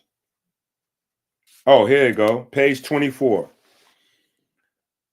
To characterize the basal metabolic rate on the relationship of metabolically active tissues that consume high amounts of resource, and reserve tissue that consumes little to no resources, overlooks the primary purpose of all pigmented tissues. This is the first book. Melanin versus Diabetes Research, book 1, page 24, right? To characterize the basal metabolic rate. The basal metabolic rate is what all these online guru niggas is basing their whole program on. And they don't understand the basal metabolic rate. So your whole program is built on a foundation of some shit you don't understand. Even the guys that, I got my certification of, I'm a NASM personal trainer. I got my, nigga, you don't even know what that shit means. To characterize the basal metabolic rate on the relationship of metabolically active tissue and reserve tissues that consume little to no resources, overlooks the primary purpose of all pigmented tissues. Zeaxanthin, lutein, bilirubin, hemoglobin, myoglobin, cytoglobin, neuroglobin, melanin, neuromelanin, photopsin, neuropsin, rhodopsin, melanopsin, panopsin, iodopsin together create a plethora of electromagnetic tissues that produce their own energy under optimal conditions. This is the key to not just stopping type 2 diabetes in its tracks, but ending advanced aging. Nigga, this is book 1. This is book 1. So don't let these folks confuse you. And before it was book 1, it was an article that we did in, what was that, 2020. We put this article out of shit we have been doing for the last 10, 20, years. 10 years easy, right? And now what? Now, this year, 2024, they're starting to have this new concept of inflammation where the skin is causing metabolic disease. Oh, we up. That's us. That's us. It's like you waiting in a clinic for your name to be called, or you waiting in the Social Security office for your name to be called, right? Or you waiting, you trying to get a job interview and you waiting for your name to be called, but you got your headphones on. You got your headphones on and shit, so you don't know they're calling your name. Nigga, they're calling our name right now. That's our name being called on a loudspeaker. When they say the skin is the metabolic, that's melanin versus diabetes. Yeah, it's just we live in the social media universe. So we have all the intellectual property. It's all us. When they go to get to these concepts, they're going to see us. When they hiking up the mountain, this is how it's going in science. Look, this is what's actually happening right now. This is why niggas frustrated. They say, oh, this is the tallest mountain. Nobody ever went up this mountain. Like equivocate that to scientific exploration. They go, oh, this is the key to understanding health and longevity and da-da-da-da. No one has ever scaled this mountain. This mountain is unclimbed. This information is new. No one's ever explored this information before. We have going to be the first, we're going to be the pioneers to climb this mountain. When they climb that mountain and get up there, it's going to be the same thing like Christopher Columbus discovered America, but already niggas was living here.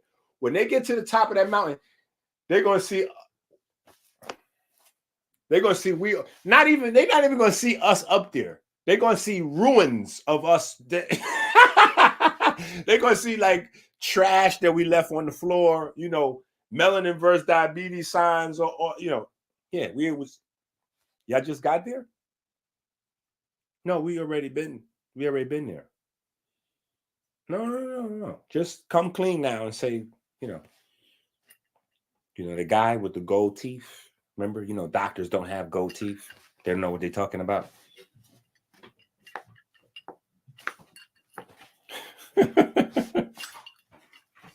Clearly.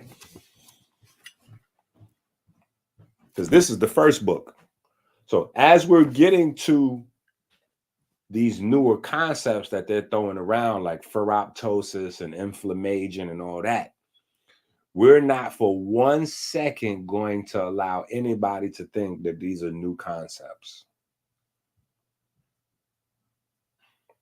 Right? We're not playing with this. Is our shit. Yeah, it's our shit. We're not going to let nobody play with that for 1 second.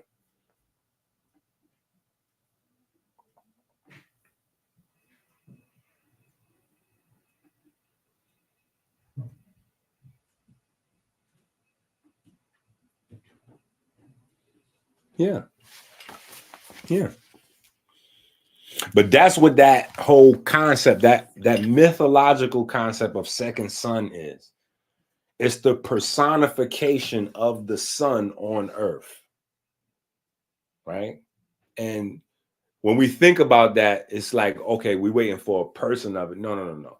The electric field that we call daytime, and if you could picture the earth in your mind, right? As earth is turning, it's like that electric field is constantly circling the globe.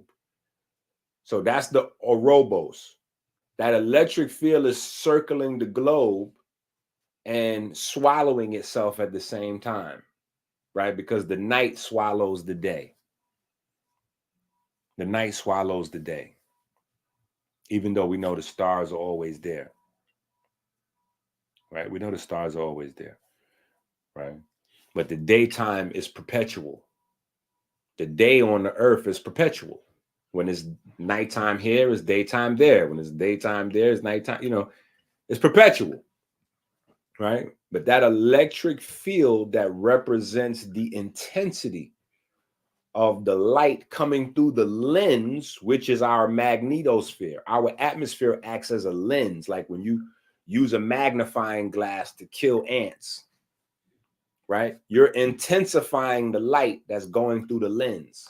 That's what our atmosphere does. That's why it's cold in space, but it's hot on Earth. And we attribute that heat to the sun being out, right? But it's cold in between the Earth and the sun, but it's hot from the sun to the Earth. How is that? It's because we're forgetting that the plasma bubble that surrounds the Earth is really what's creating this cascade, this bubble concept, which is also a thousands of years old concept. But when people say Earth lives in a bubble, it sounds like mythical mumbo jumbo. The Earth doesn't live in a bubble. The bubble would have been popped. But the fact is, the Earth does live in a plasma bubble. It's called the magnetosphere. And if it didn't exist, we wouldn't exist. Period. That controls life on Earth. It's the most precious thing we have. That bubble. Right? So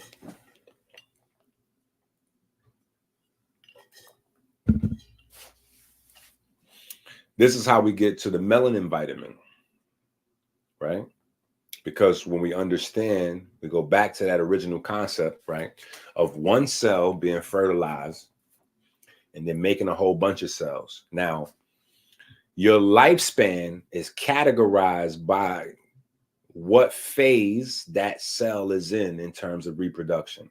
So when that cell is making a whole bunch of cells, right? When that cell is making more cells than your body breaks down, you're in your adolescent, your youth, right? Then there's a point where there's balance, right? So when the scale is like this, you're in your youth stage. Your body is producing way more cells than it's getting rid of. It's producing them way faster than it could get rid of, right? Then at the adult stage is balance, ma'at. Your body is breaking down just as many new cells as it's making. Then in your older stage, your body begins to start breaking down cells faster than it makes them. So now you're slowly dying, right? That's the same process as the sun with chlorophyll, right? When the sun comes, it's springtime, it's the sun is coming back to us, and really marked with the rising of Sirius, whole nother conversation, right? That's happening in January, right? So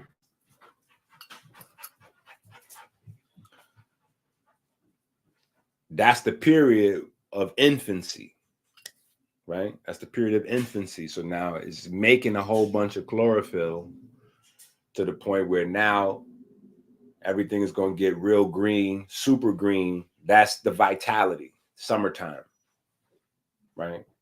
Sun is at its youth, at Cancer. I mean, it's most healthy. You know, that's adulthood, Cancer, right? The Cancer is the climax, right? June, July, right? June, July, that's the climax, right? Starting in August is the last roar, right? The last roar, you know, you get that last blast, and then you start the waning, going into old age, right?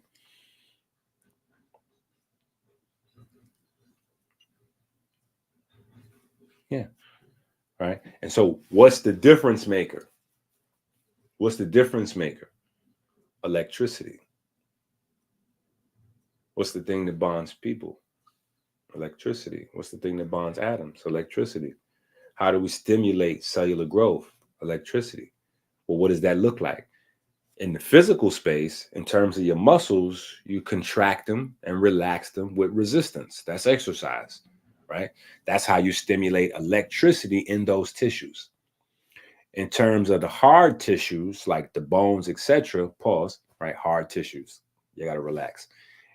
That's the bones and the tendons and all that, right? It's shock, right? So you need to run, you need to jump, you need to do plyometrics because you need to shock the skeleton, right? That produces new growth, new cells without mTOR and IGF-1, right? How do you do that for the mind, right? You have to read.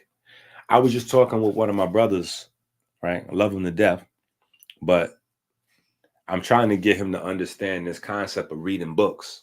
And a lot of people don't really understand books. Like, y'all don't understand technology is killing niggas, right? And this is why you really got to get this information on multiple levels, right? Because it even plays into the whole idea of everybody following Jack Cruz and other goofy niggas, right?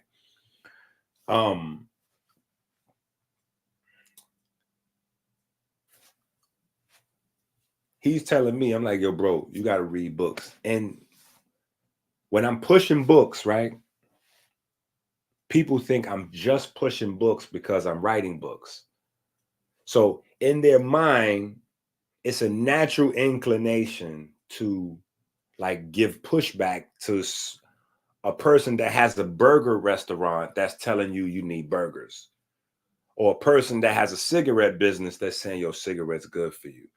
It's a healthy pushback because it seems like the person has an interest in telling you like this what you need to do, right?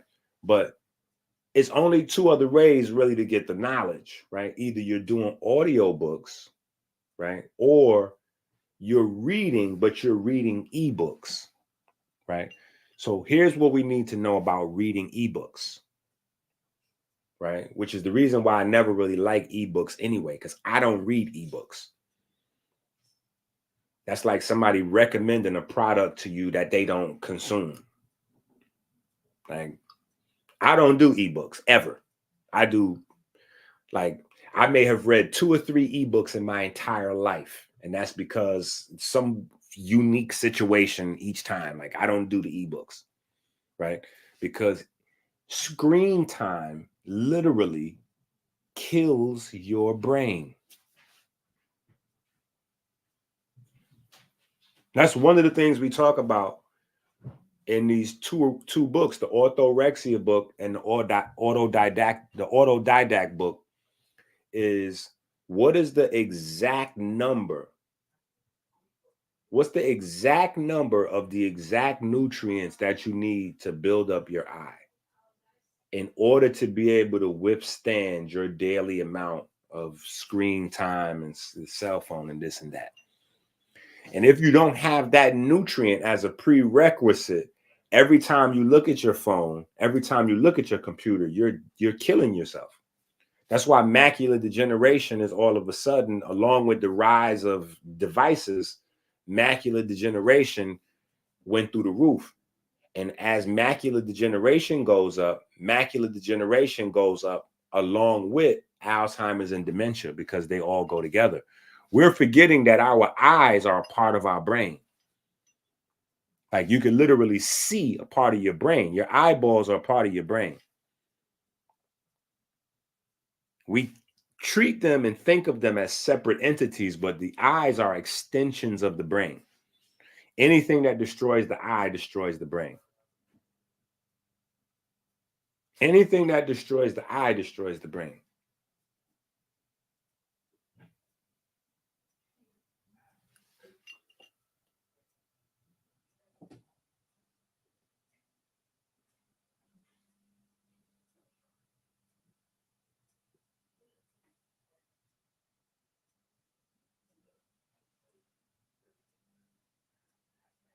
Yeah.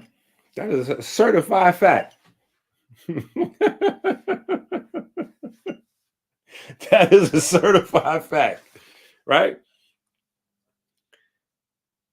So reading on the ebook, like when you're reading something, you don't want it to be like fighting, like attacking you. Like that's crazy. You sitting there trying to build your brain while the very thing that you're using is destroying your brain. That's crazy. It's a crazy concept, but that's what's happening, right? Now, if you're listening to books, you're not getting the same neurogenesis. You're not getting the neural network growth. You're not getting the new cell growth. You're not, it's like the best analogy, I gave it to him and I'm going to give it to y'all. It's the same as somebody using one of those electric ab belts. Have you seen these shits?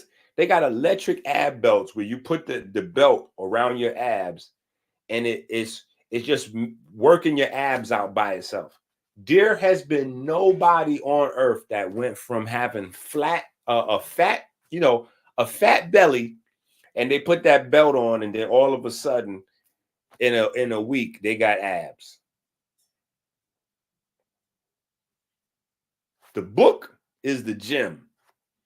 The ebook is the electric belt for your abs. Like, no. That frustration you feel, that fatigue you feel when you read a few pages and you get tired, you got to put the book down. You need to go through that process. You got to go through that process. That's the same as doing push-ups. If you surrounded by people because you're looking on social media and you watching these niggas do 50 push-ups and all this shit and they make push-ups sound easy, and you get down to do some push-ups and you do 3, 4, 5 push-ups and you tired.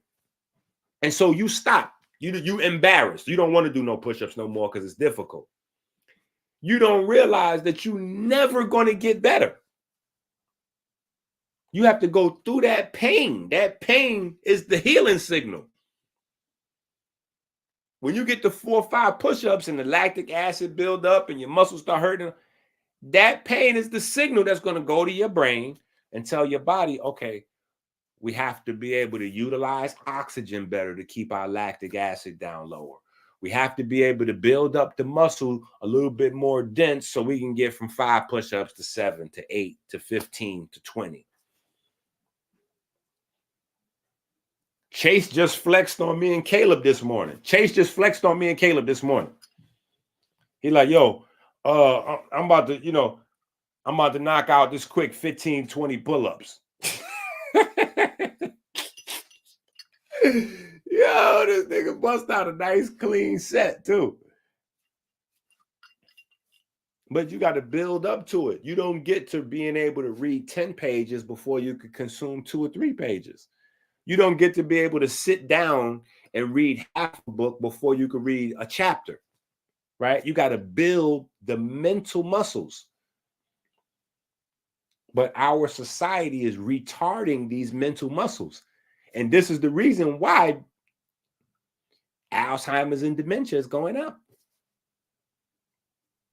We're relying more on the technology to do our mental. So your brain's just weak. You got to make it strong. You got to make shit strong.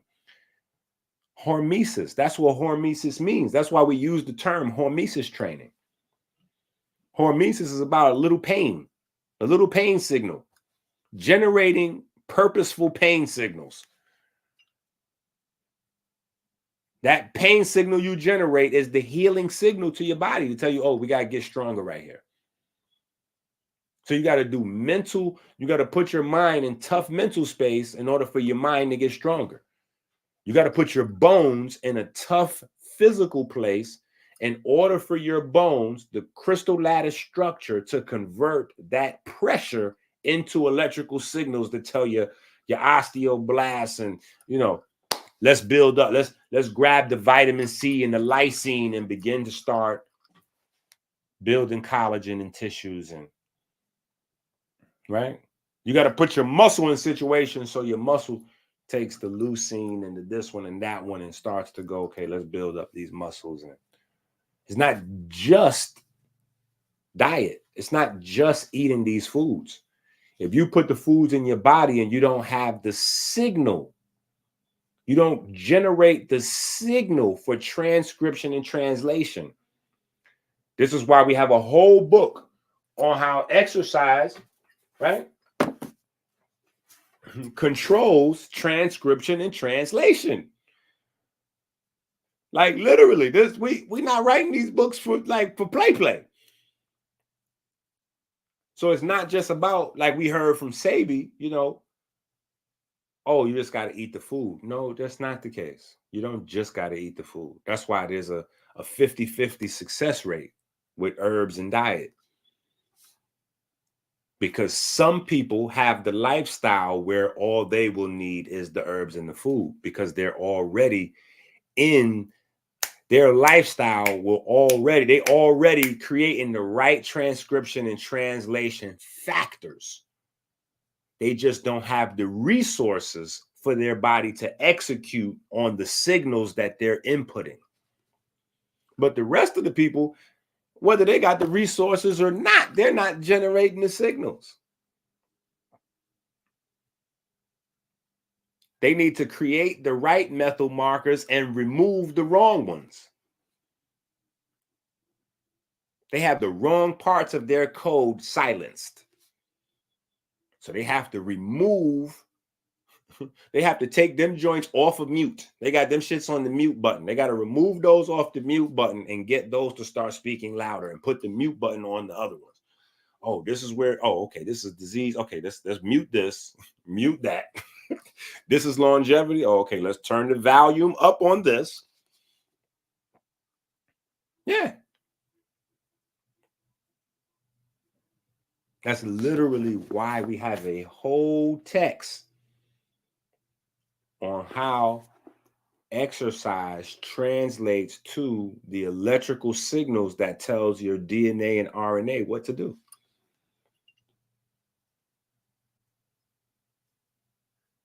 We got the whole text, the whole food chemistry book to tell,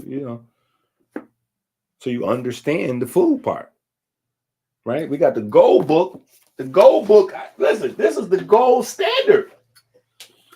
The gold book is the gold standard. Literally walking you through the relationship of not only the program, the exercise, the daily diet, but how food translates to microRNA. That's a discussion. Got to have that discussion. Got to have that information so you know when you're eating, right? When you're eating, this is what's going on. That's why food translates into microlives, right? Would you eat that steak? When you ate your breakfast this morning, what time is it? It's almost 1 o'clock. So I know for a fact everybody watching this already ate at least one time today. When you ate, whatever you ate today, did that add time onto your lifespan or take time off of your lifespan? And there's no third choice. There's no third choice. It either added time or took away time, period.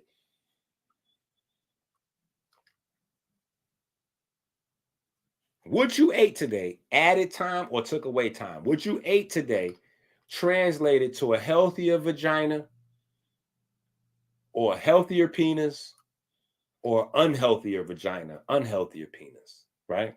And I'm talking about reproductive wise, right? Did you fertilize your eggs this morning, or do you have GMO eggs? Women, are your eggs, ladies, is your vagina full of genetically modified eggs? GME. That's what we're gonna start a new phrase, GME.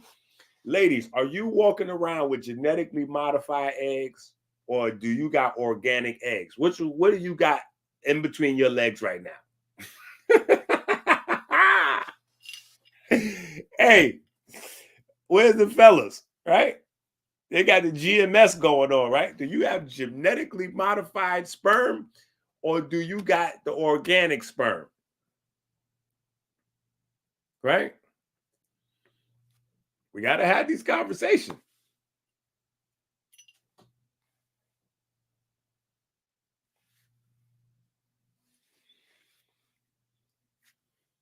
What did you have? Right? Somebody said they do coffee in the morning. How much coffee? Instant? Is it the, because some coffee is, they got the chlorogenic, I think that's what it's called, the chlorogenic acid. It's some shit to coffee now. Coffee is not necessarily like a Pepsi Cola. It's some, it's coffee got some, it depends on what you're working with, you know what I'm saying, and what you put in there.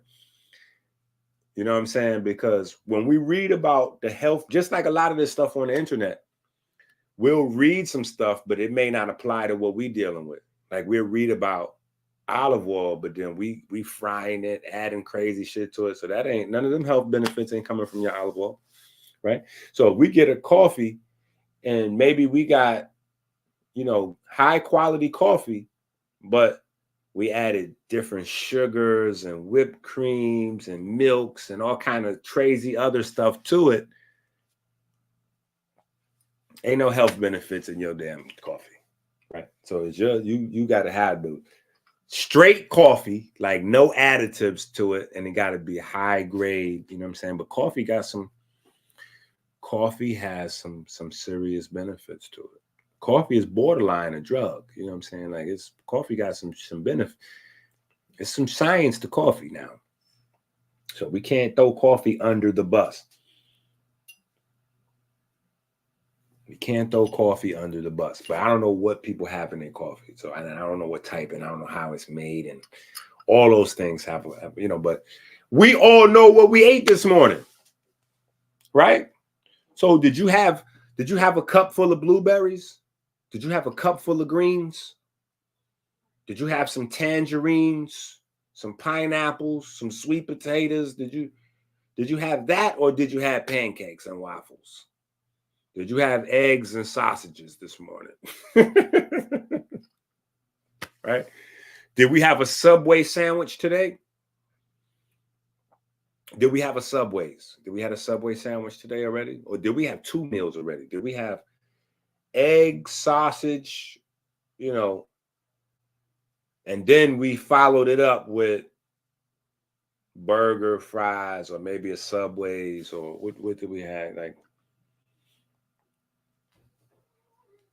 right? So all of these are,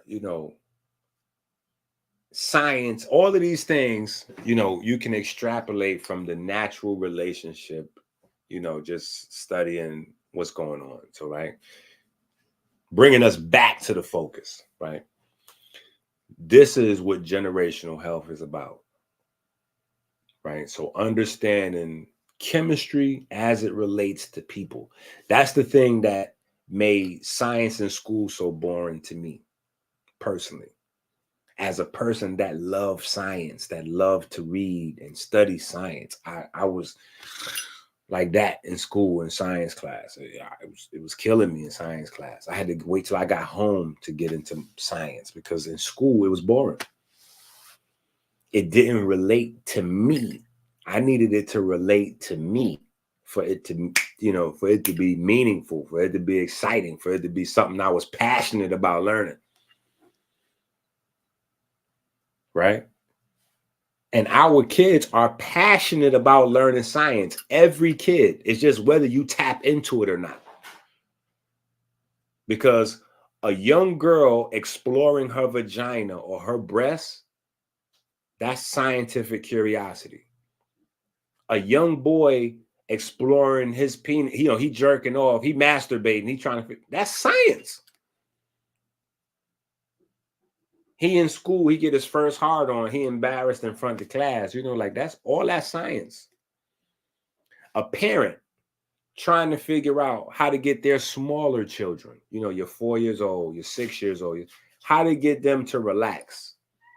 That's science. when I had the school, I used to ask all the parents, like, because I knew what they was feeding their kids for breakfast just by how their kids would behave in the first 2 hours when they got to school. And it was so bad at a point where we had to take over breakfast. We had to literally make it a school rule that you cannot feed your kids at home, period. We start telling all the parents, stop feeding your kids at home. Let us do it. If you don't know what you're doing, let us do it. Just let us handle it. Because you're juicing these niggas up and then you dropping them off with us. And they like, they like little Tasmanian devils. Like, nah, that's science. You don't know what the hell you're feeding these kids. You got to relax. We need them to relax. You're jacking them up. You know what I'm saying? And I mean that literally, like you got these kids jacked. We don't need the jack, right? Not yet, right? When they wake up early in the morning, they already got sleep the night before. So their mitochondria is reset. They can produce enough ATP, potassium, ATP should be able to get them through the morning. That's, now we could start mixing in a little jacked, a little sugary, we can get to some sugary carbohydrates and maybe some crazy stuff at lunchtime, right? To help them get powered up through the rest of the day. But we don't need that at 8 o'clock in the morning, because what's going to happen is by 11 to 12, even if they have some carbs or whatever, they're going to be crashing and they're going to be irritable. And that's how you get fights in school. That's how you get fights in school. Kids going through withdrawal symptoms. These are addicts going through withdrawal symptoms because you started them off as babies on cow's milk, right? Queso morphine. So you got them hooked on morphine, right? Because they was drinking 12 times the amount of morphine than they were supposed to get, right? That's the major difference between different animal milks, right? Human makes just a little bit amount of morphine for a 7-pound baby, 8-pound baby, right? A nice little amount of morphine that an 8-pound baby can handle. An 8 pound of flesh can metabolize, right? When you put that baby on the cow's milk, that baby is getting this amount of morphine that 80 pounds of flesh will metabolize, which means that your 8-pound baby cannot metabolize all that morphine. So when you're giving your 1 years old, your 1 years old is, what is your 1 years old? 20 pounds, 30 pounds? You're 2 years old. These kids, they still are not the same weight as a calf. And you're getting instructed to start giving these kids milk when they 20 and 30 pounds. Calves is 80 pounds, 100 pounds. That's 100 pounds of animal to metabolize that morphine, that queso morphine. No way. No way in hell. Do not send me your doped up kids. Don't send me them dope fiend kids. And this is what your teachers are thinking. This is what your teachers are thinking. Because you didn't give your kid a whole bunch of milk and Pop-Tarts and shit. So now he's on morphine and dopamine at the same time. You didn't send Future to your 5-year-old is in class like Future. Probably Percocet, represent, big pharma. Yeah, your kid is just as high as Future. Your kid might as well be on lean. You didn't get that nigga high doses to start his day off of morphine and dopamine. Your kid's high as hell in school. Your kid is high as hell early in the morning. Under the guise that he had a nutritional breakfast. That ain't no nutritional breakfast. That's a nutritional breakfast for the corporations that's selling that shit, because it's amazing for their profit sharing margins and stock market, all that shit. They loving it. Because the same companies that own the shares of the Pop-Tart breakfasts and all that shit is the same companies that own the pharmaceutical. Yeah. So they hitting you on the front end and the back end. They got you in a DP, a double penetration. Yeah, they selling you the food to hype your kid up and make your kid seem crazy, and then they're gonna sell you the medication to calm down your hyped up kid.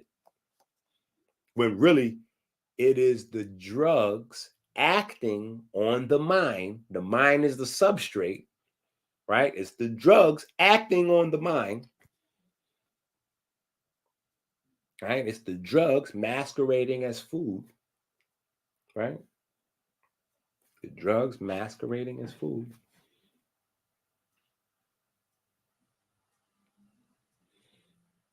Right? So when we talk about this concept with the melanin problem, we got to realize mental health is a conversation about neuromelanin.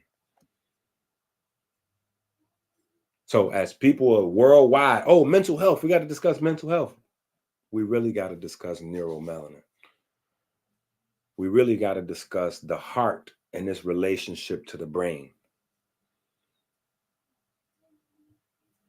Those are the two things that's facilitating all the mental health.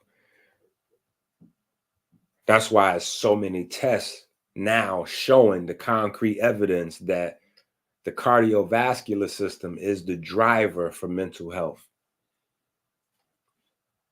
And how do you drive health of the cardiovascular system? Exercise. So they're showing you exercise. And we got this shit in the books. That's Melanin versus Diabetes, book 2. Like this ain't we've been on like this. You got to get these books and read these books because there's more in the books that we could discuss on the internet. Right?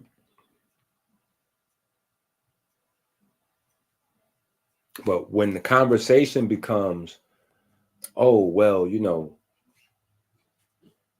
the skin expresses a wide variety of pigments. We've been on that. Niggas was saying I was crazy and pseudo for telling people that. It's not just melanin in your skin. There's a whole bunch of other pigments. Oh, no, what are you talking about? Niggas don't read enough. And those pigments in your skin do the same thing as when they're in other places. Because pigments is pigments. It doesn't matter where they are. Certain types of pigments have certain jobs. So no matter where you find the opsin, right? We know opsins from the eye. But now we know that there are opsins all throughout your blood vessels. Those are called melanopsin. Well, all throughout your blood vessels work based on light sensing. A whole new concept to understand and redesign how we think of our blood vessels, right? The heart is not pumping the blood 60,000 miles in 60 seconds like that. We should have knew that didn't make sense. It has to be a combination of the Holy Trinity, light, electricity, and magnetism. The proof is your vessels are full of melanopsin. Well, that means that light plays a role in your circulation. Right? So we have the heart. What is that book?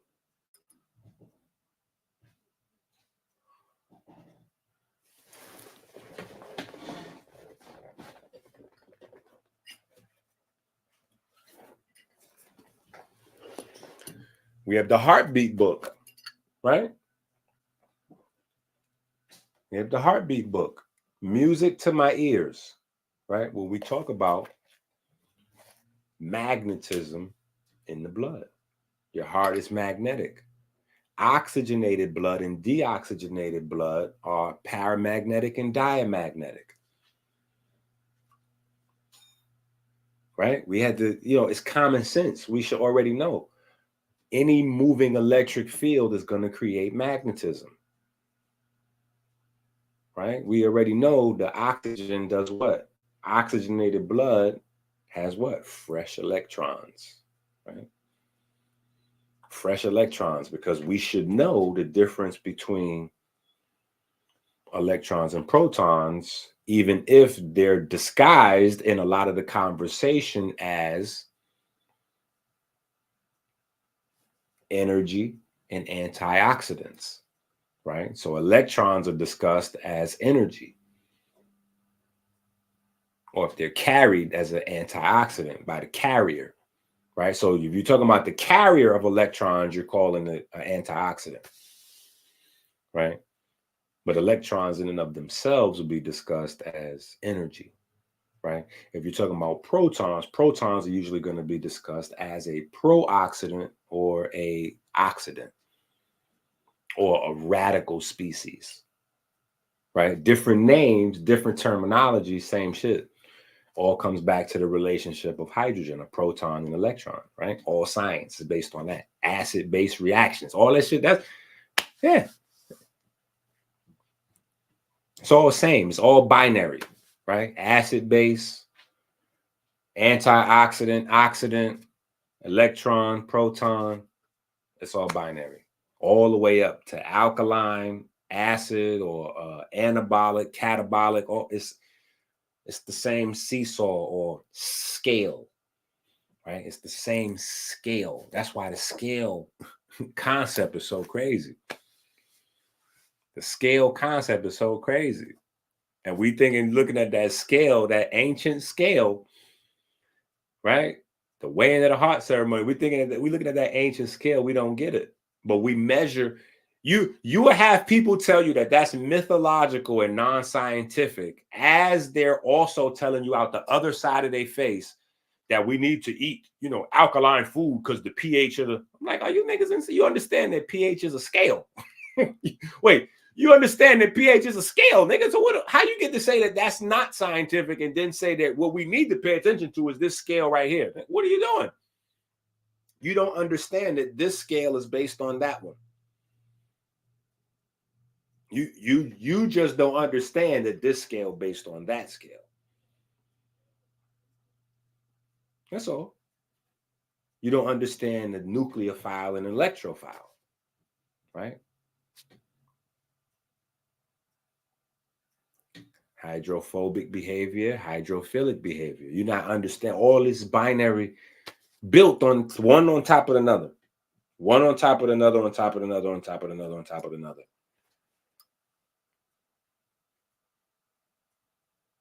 So we got to learn this shit. We got to learn this. And we got to not only learn it for ourselves, but we got to teach it to our babies. And because, listen, because we in a situation where we don't have all fucking day for this. Excuse my language. We don't have all day for this. We got to teach the babies as we learn it. We got to build this plane as we're flying this. We got to build this plane as we flying it. So we got to get the babies, we got to teach them as we learn it. It got to happen in real time. Because this is the generation where in our lifetime, the life expectancy is getting shorter. And it should be getting longer because we have technology. We have certain things like LeBron, him being able to play in the NBA longer should show us he's able to maintain youth longer. So that should translate over wide scale, but it's not translating. Why? Because while he focuses on basketball, he's a billionaire. So he has the money to afford the number one doctor for this, the number one and specialist at that.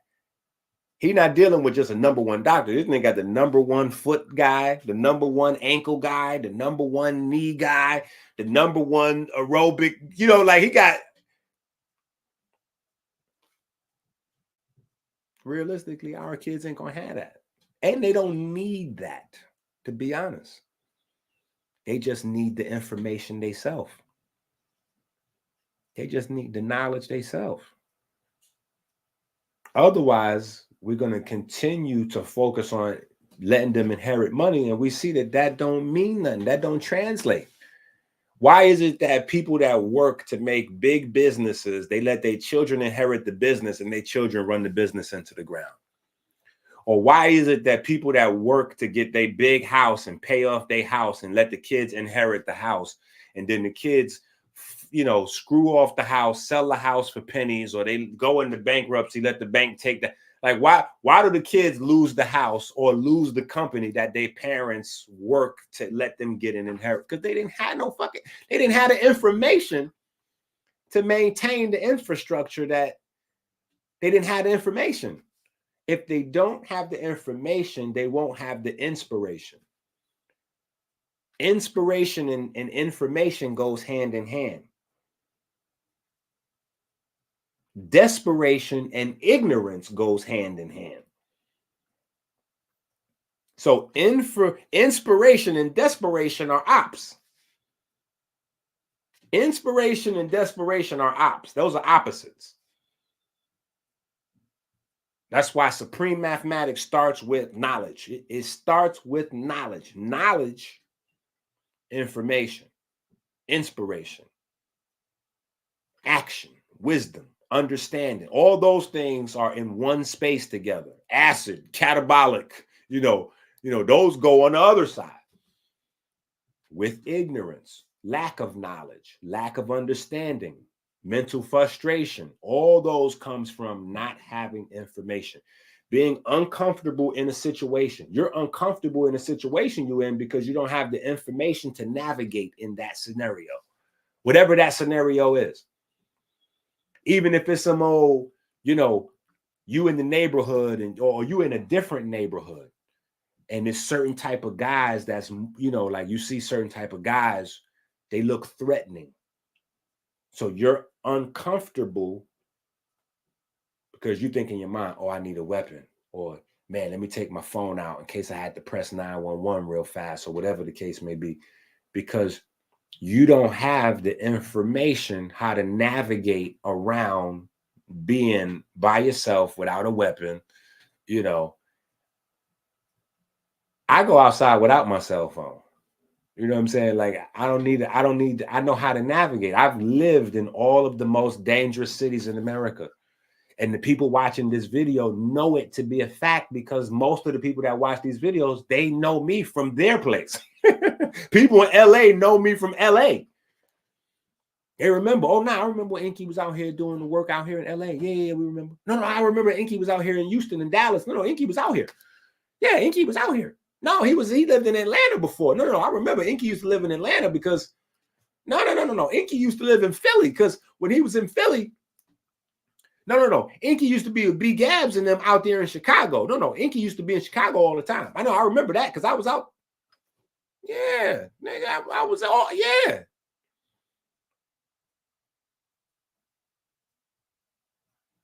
That's the difference between me and these other guys.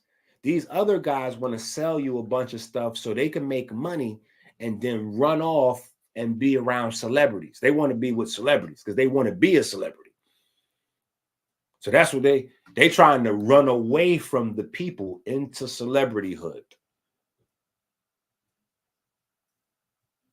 Me, I'm telling the celebrity, listen, you got to catch me in the neighborhood. You got to catch me on the block. I'll meet you over here. Oh, I ain't coming over there. I'm gonna deal with this guy. He a little safer. I'm gonna deal with this guy. He a little safer.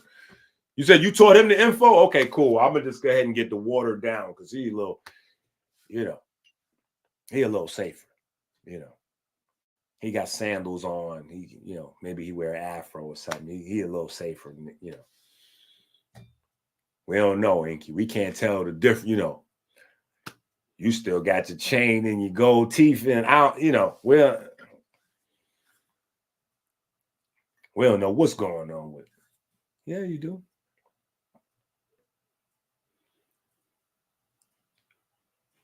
Jesus wasn't hanging out with the creme de la creme. Buddha wasn't hanging out with the creme de la creme. Right?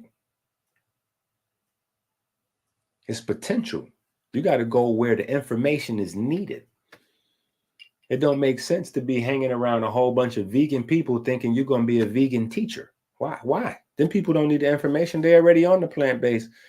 You got to go find a way to get to the people that don't understand yet. You got to teach them.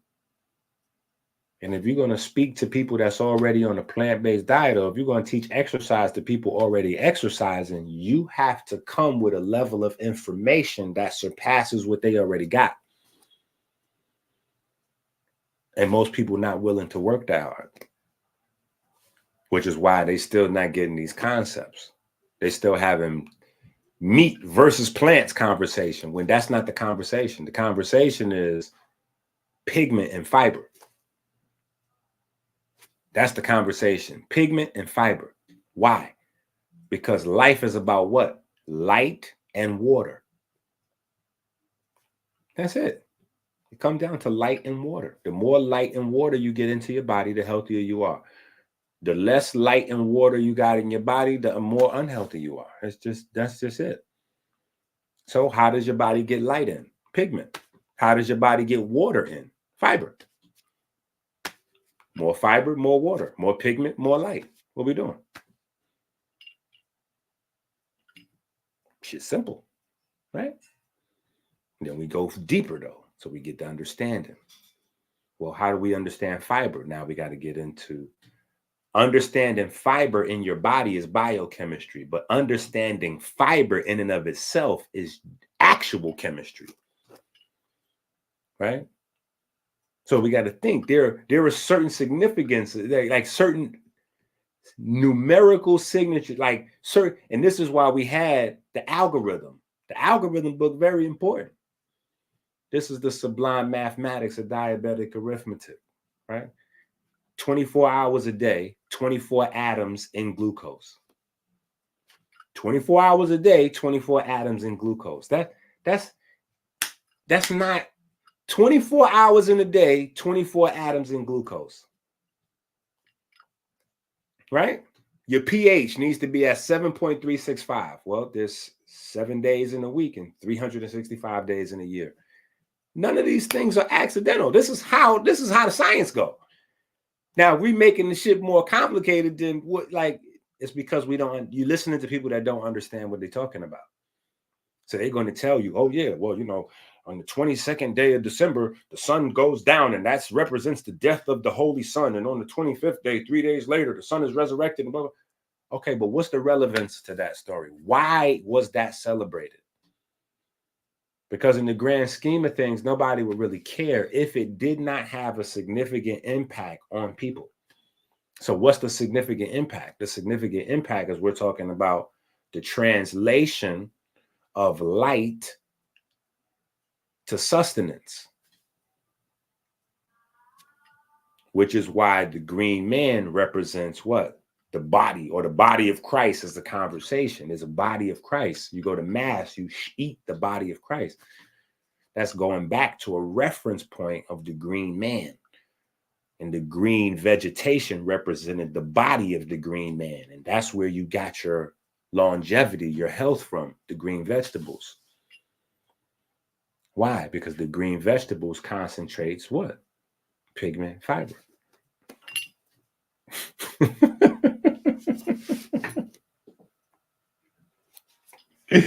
Listen, that's what I'm saying. You got to hit the Cash App so we can keep this type of information, this research going. And I didn't even go to the whiteboard today. Like I said, today we celebrating our anniversary. This is our anniversary. This is our 1 year anniversary with our marriage with Jeff Bezos. Pause. 722. The comedic origin of pi. The number we know of now as 3.14, blah, blah, blah, blah, blah. It started out with 722, right? Or 22 over 7, the approximation of pi, right? As if pi could be approximated. There's the crazy concepts. It's like science being based on things that can be duplicated when all of the things that are valuable in science are not duplicatable. Right? That's crazy. That's a conundrum. That's the reason why it's always potential in science for growth, because the scale can never be balanced with that dual dynamic. If the rule of law is, in order for things to be scientifically accurate, they have to be duplicatable, right? That's a problem because the most important scientific numbers are irrational numbers. Irrational numbers are unique numbers, like a fingerprint. There's no two fingerprints alike. There's no two humans alike. There's no two stars alike. There are no two planets alike. Life is based on irrational numbers.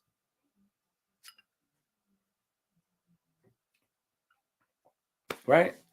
But this is why I'm saying we have a problem. And Terrence Howard, right, personified that problem because he jumped on, out to the masses looking like, for me, he looked like polite. You know what I'm saying? Like, that's who he reminded me of. As I knew he was saying a bunch of gobbledygook that even he didn't understand. But the one thing he knew was that nobody else understood. Right?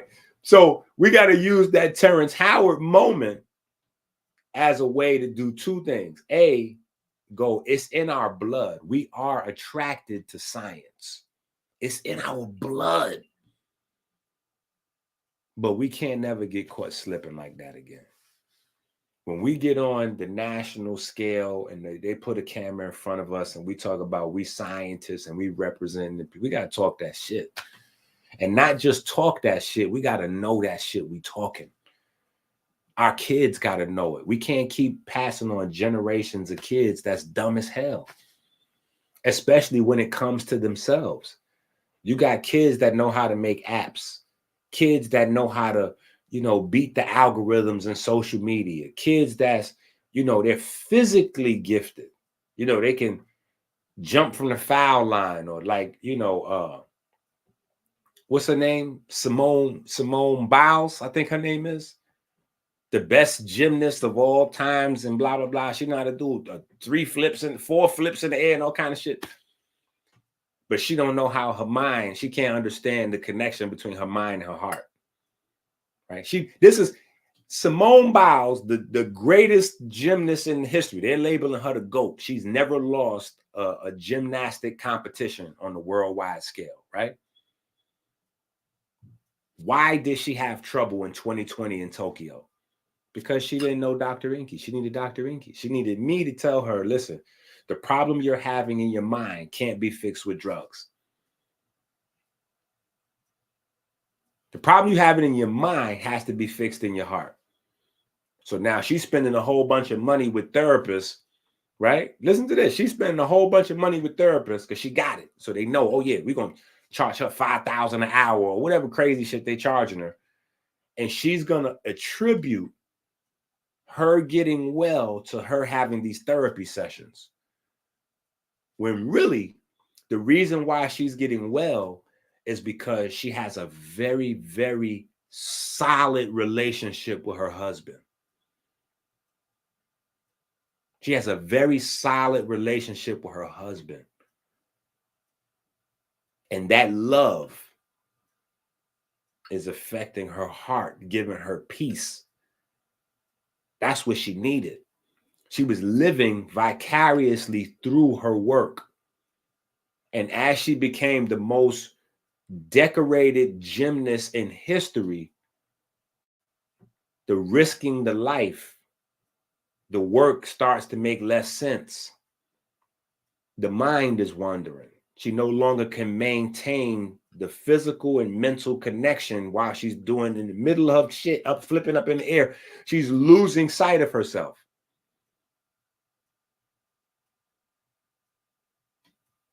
Yeah.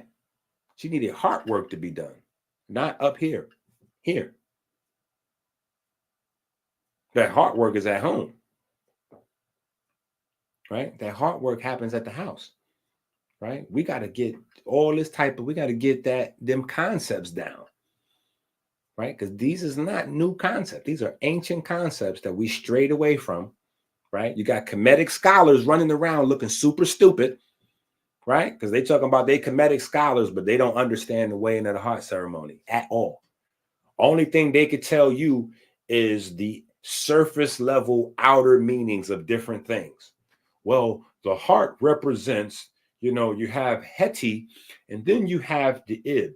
Now, Heti is more related in the ancient text to the physical heart, while the ib in the ancient text is more related to the mind. And so you don't know what you're talking about. You regurgitating. Where's the contextual understanding? You have any contextual understanding of this material? Because I can read myself, so I don't need somebody to just read me back some shit that they read. Okay, you read it. Cool. Do you understand it? Do you have contextual understanding of what you've read? No. Okay, so you can stop reading. I could just read it myself. I'm good. But most people are walking around with a 4th or 5th grade reading level. So they do need somebody to read shit to them. I'm just not one of those people. Right? I'm going to need somebody to give me some contextual understanding that I don't have yet. So then I have enough information so I can start to expound my understanding on my own. But science proving it right. See, this is why I have to have this clip.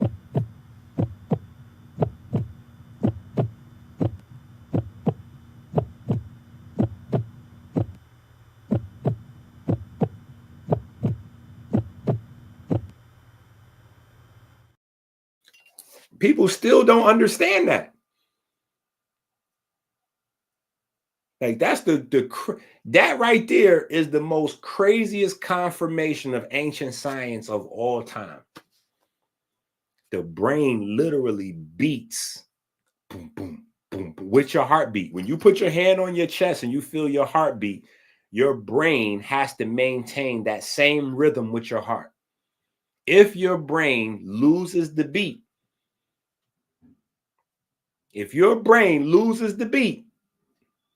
you're going to start to have some type of mental illness. That's crazy. So that goes into parts of the Ebers Papyrus and all these ancient, like that sounded crazy or religious or, like it sounded crazy. But now we have the science to show, no. The heart has multiple mechanisms of how it regulates brain activity. It's not just the vagus nerve, right? We still aren't even getting to the understanding that the arm of the heart, which is the aorta, is tied around the spine. So when we're talking about the signals of the nerve going to the base of the brain and all that, we're forgetting the heart control that too. The whole flow of cerebral spinal fluid is governed by the aorta. That's why the aorta, listen, man, I don't know what to tell you. My name is Minister Inky. I am the naturopathic doctor and the spokesman for the Melanin Verse Diabetes Ministry.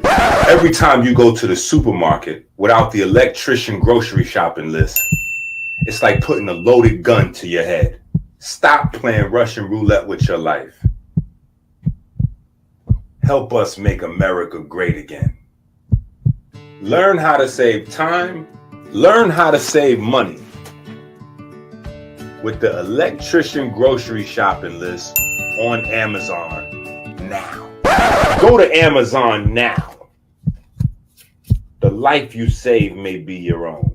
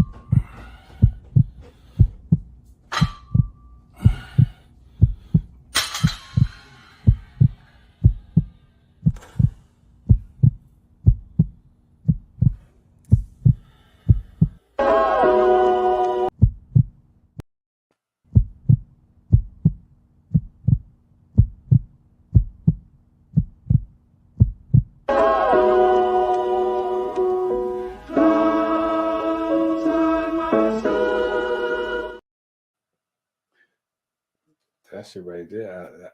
I mean, in my mind,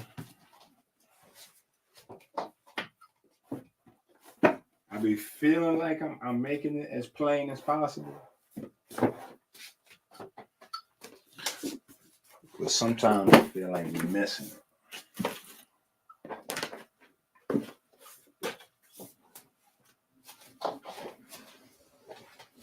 Right? It's got to translate to the babies.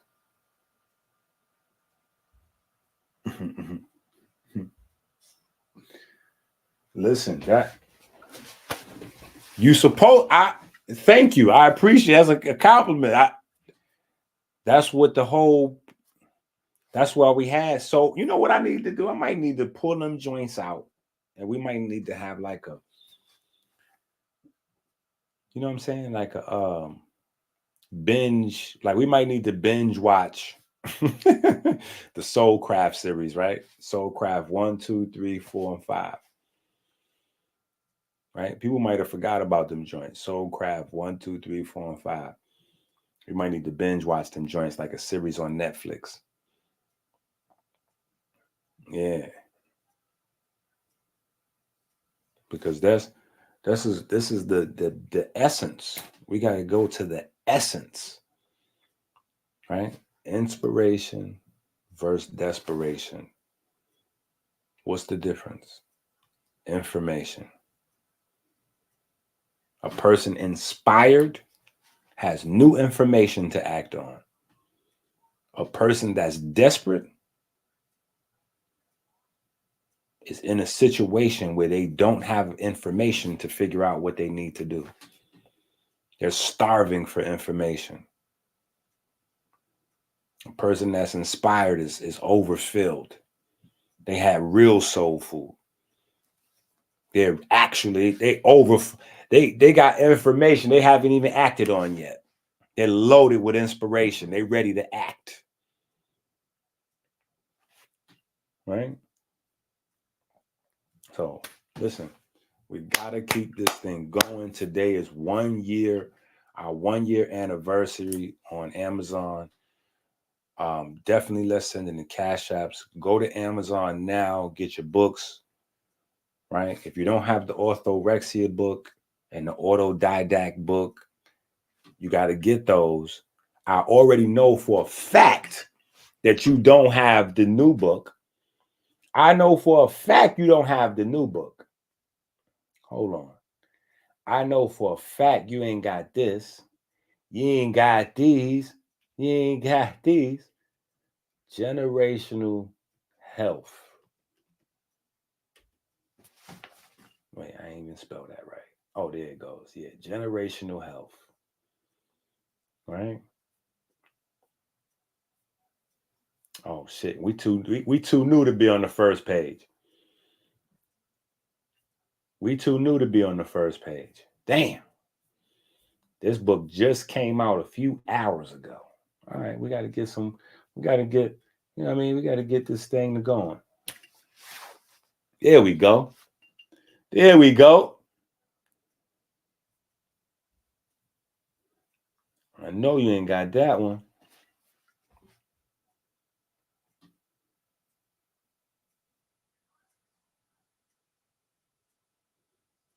Family chemistry.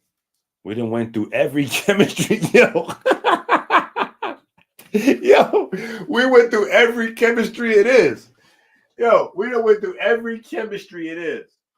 Right? We went through chemistry, biochemistry, hydrochemistry, photochemistry,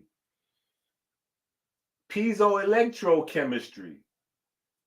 Right? We done went through shit. Kitchen chemistry, food chemistry.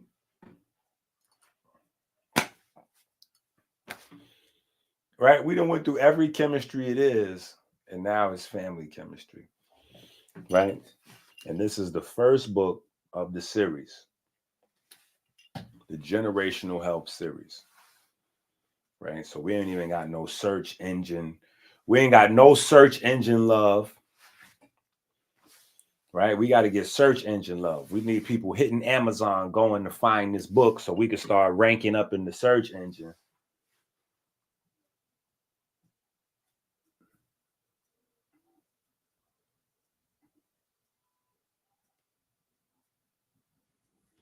Listen, we already have outproduced anybody in the space.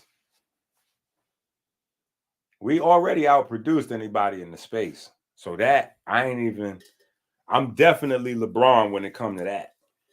Right? LeBron scored more points than any other basketball player in history. So, there's no holistic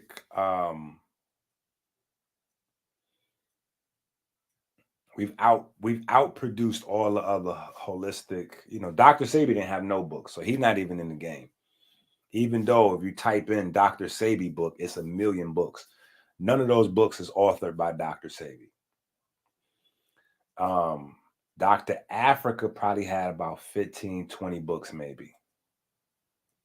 You know what I'm saying? There may be people remixing some of his books. Like I've gotten books of Dr. Africa's that I was mad because it was like a book with a different cover, but it was another book. So there may be some people trying to redo his material and stuff like that. But I think he himself, he might have did about 15, 20 books. Queen Afua back in the day, she had a run, but I think she only had like 3 or 4 books. Yeah. So, and that, when it comes to that space, it's just us. We don't even have no peers or anybody to, it's just us in that space.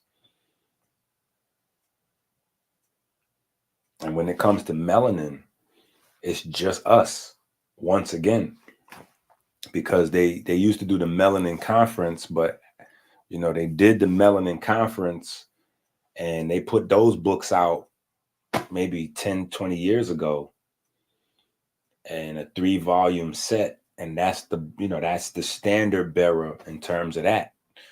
That was the international, that wasn't Black folks though. That was other groups of people around the world came together and did that melanin conference and put those books out. That was that, you know what I'm saying? But that's, at the time, that was really advanced. Those was my favorite book, but them joints was expensive, like $600 a piece. But like I said, those are outdated now because those books are talking about melanocortins. And we know now that melanocortins is just a fragment of the entire pigment system. It's not the big, it was at one point like, oh, this is crazy. Melanocortins, what is this? Right. And then you realize, oh, you got melanocortin receptor and blah, blah. Okay. Yeah. All right.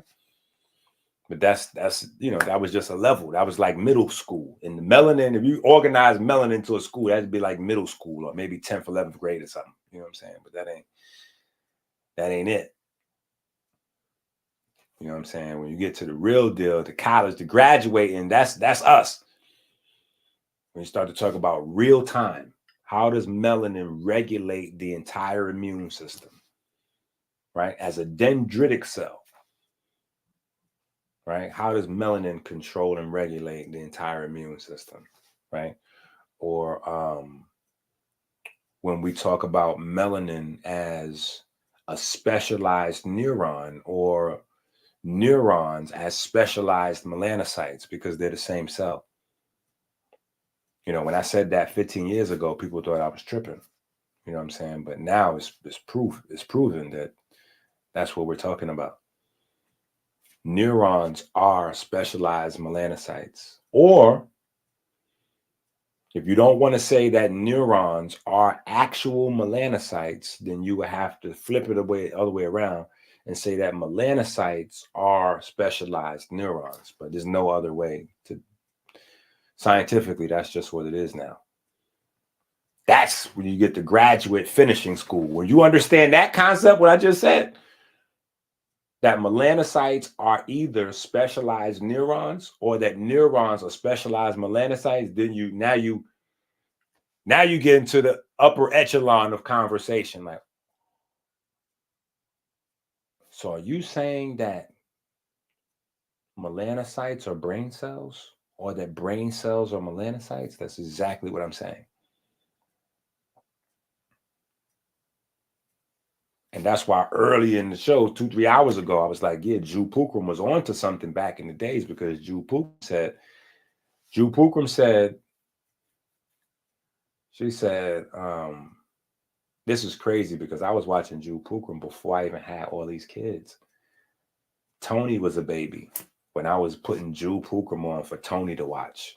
This is before Jew Pukram went crazy. You know what I'm saying? This is Jew Pukram in her prime. This isn't, look, this ain't the Washington Wizards Jew Pukram. This is the Chicago Bulls Jew Pukram. Right? She said that the scientist is just figuring out that you got a brain in your stomach.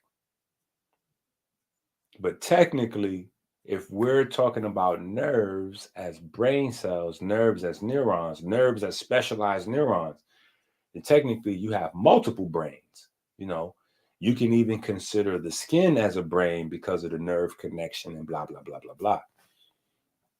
I would take it, I'm taking it way further than what her concept was, even though she was on to something. Like I'm saying, even though people said she was crazy when she said that, she was on to something, because your skin does have a high concentration of nerve endings and blah, blah, blah, blah, blah. But it's not even about that.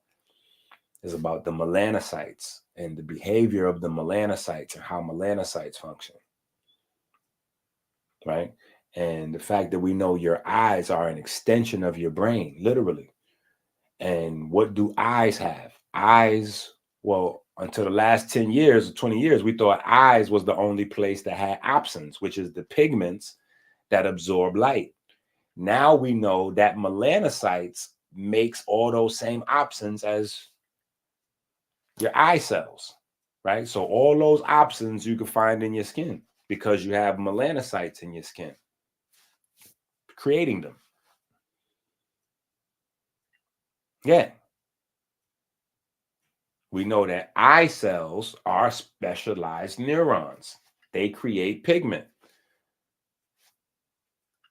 2 + 2 = go and buy the autodidact.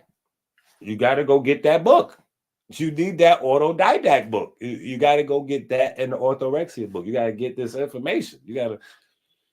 It starts in the kitchen chemistry book, though. Listen, that's like a 3-book series in and of itself. Them books together: the kitchen chemistry, the orthorexia book, and then the autodidact book, because those 3 books is food books.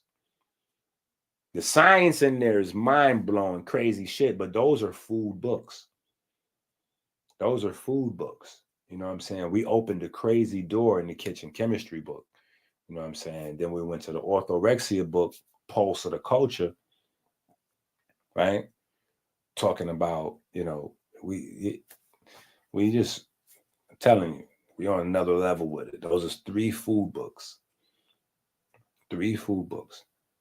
You know what I'm saying? But we go crazy in the autodidact book, because in the autodidact book, we start to talk about, so in the photochemistry book, right? Where the hell is that book?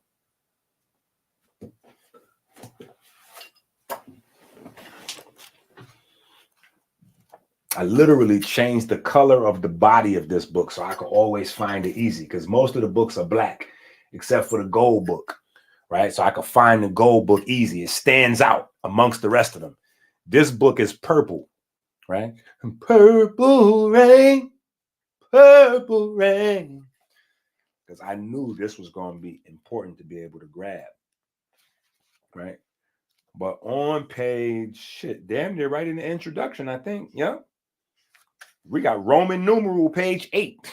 Roman numeral page 8, right? We talk about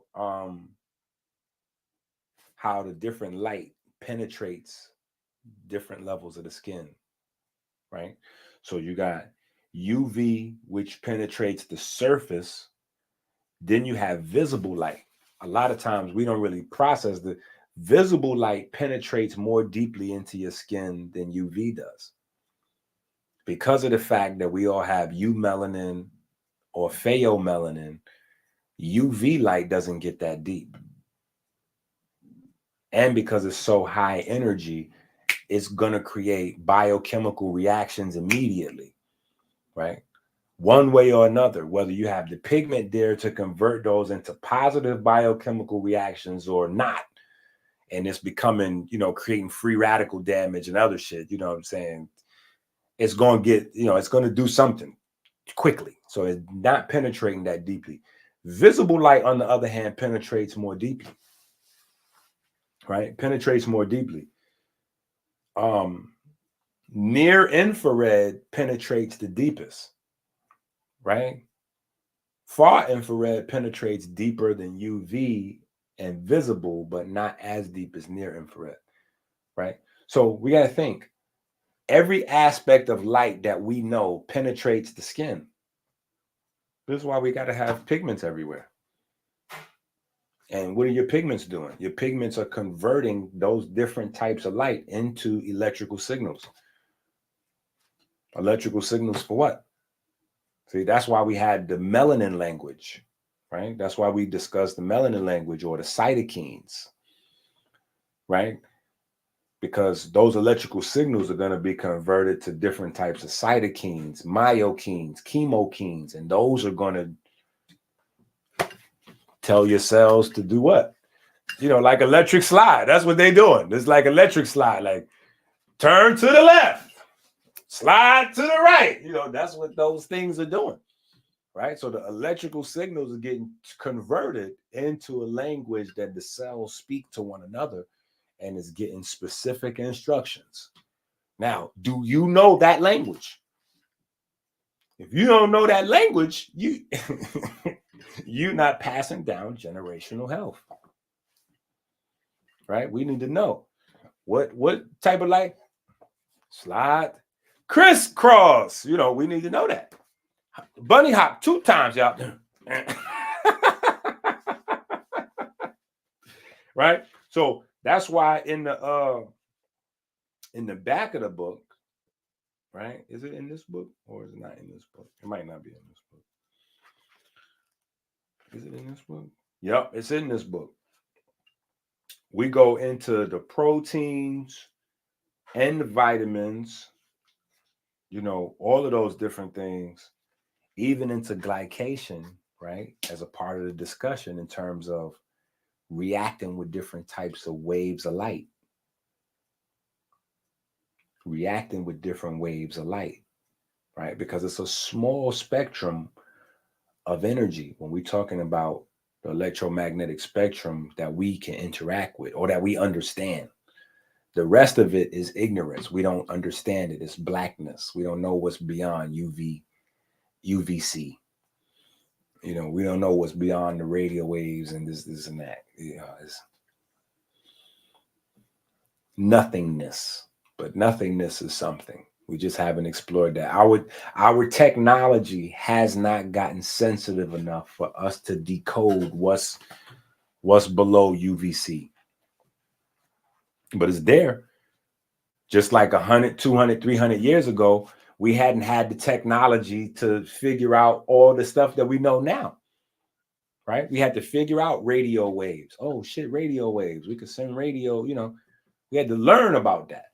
Well, there's still a whole bunch of shit that we don't know about.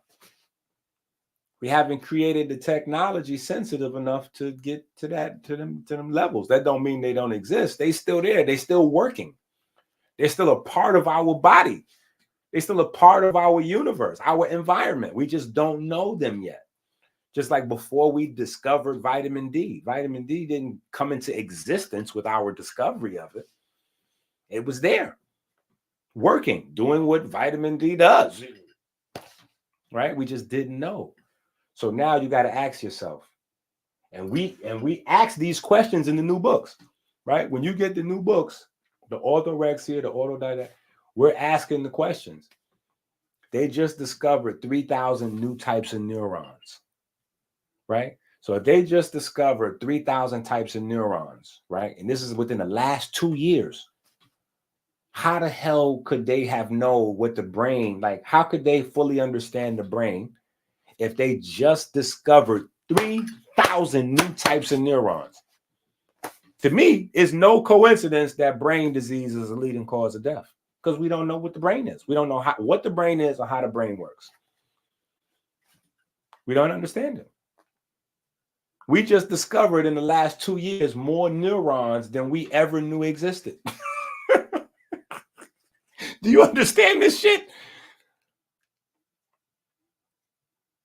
Up until the last 5 or 10 years, we thought there was one set of genes that control melanin. Now they done hit the mother lode, realize it's over 150, 130, depending on who papers you. Hundreds of genes controls melanin. I mean, so how could they have told you they know, oh, this is what melanin do, this is what melanin don't do? Like, this is, you niggas don't know shit. You're just discovering. Just discovering. Right? Just discovering.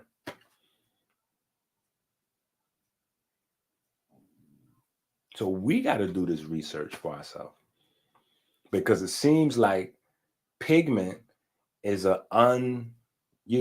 is like mining for gold in San Francisco during the gold rush. You know, the gold is there, but it's buried in those mountains. We got to go out into those mountains and put our flag down and dig in them. You know, we got to dig for gold and shit. We got to find it, but it's there.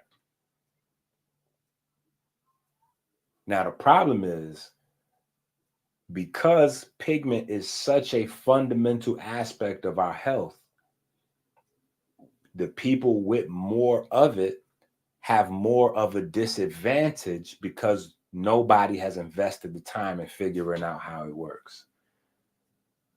And it stands to good reason that nobody really intends on doing the work if they're not pushed. See, we've been pushing.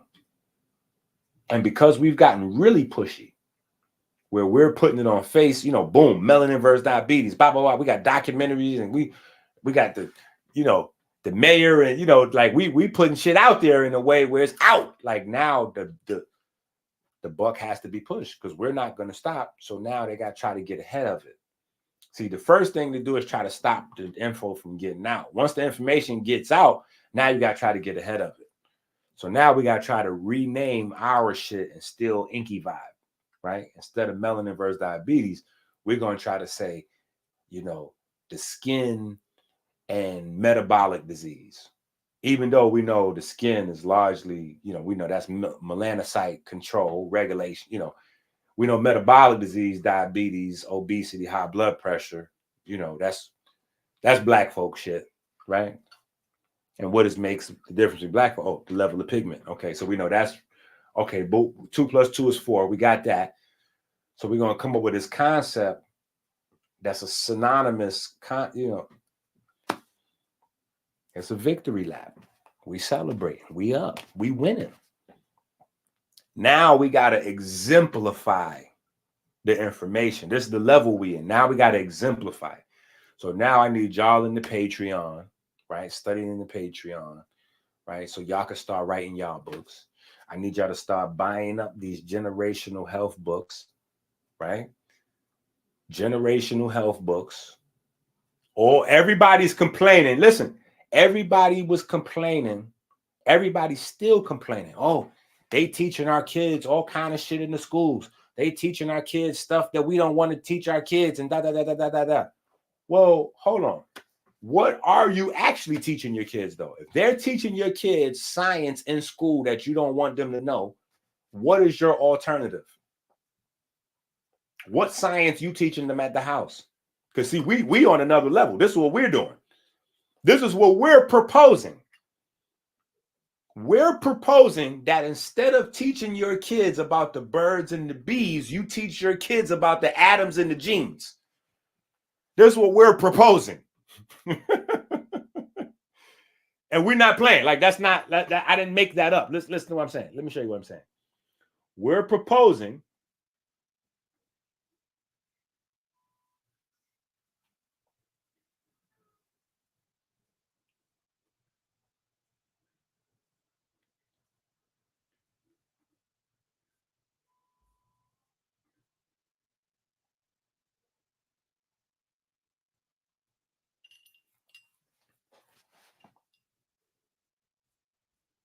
Hold on. Let me see this shit. How you do this thing? Oh, here it go. Here it go. Is it in our sample? I think it's in the sample. Damn, nope, it's not in the sample. Okay, it's not in the sample. Listen, that's in the book. That's what we're talking about in the book. When you get the book, you'll see that's in the book. We're proposing that we refocus our kids' minds. Instead of teaching your kids about the birds and the bees, we want you to talk to your kids about the atoms and the genes. It's a whole nother level to the concepts. We're moving away from birds and bees to atoms and genes. We're wondering why our kids is over-sexualized. Yeah, because we birds and bees.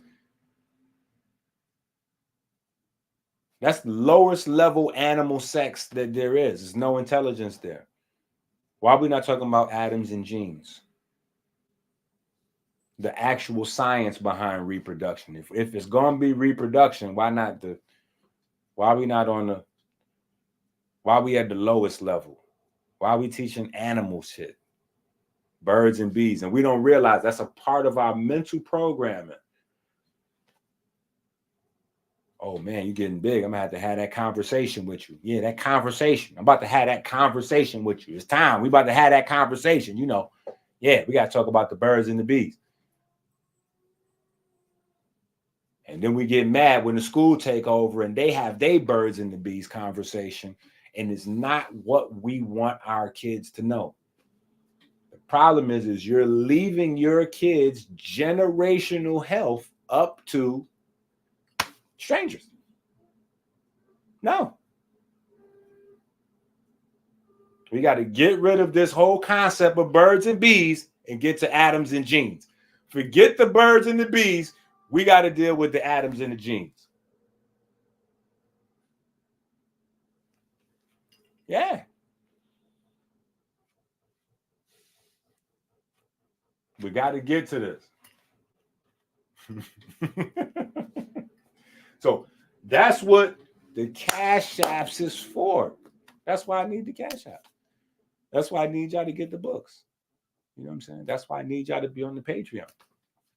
Right? That's why we got to keep this machine going.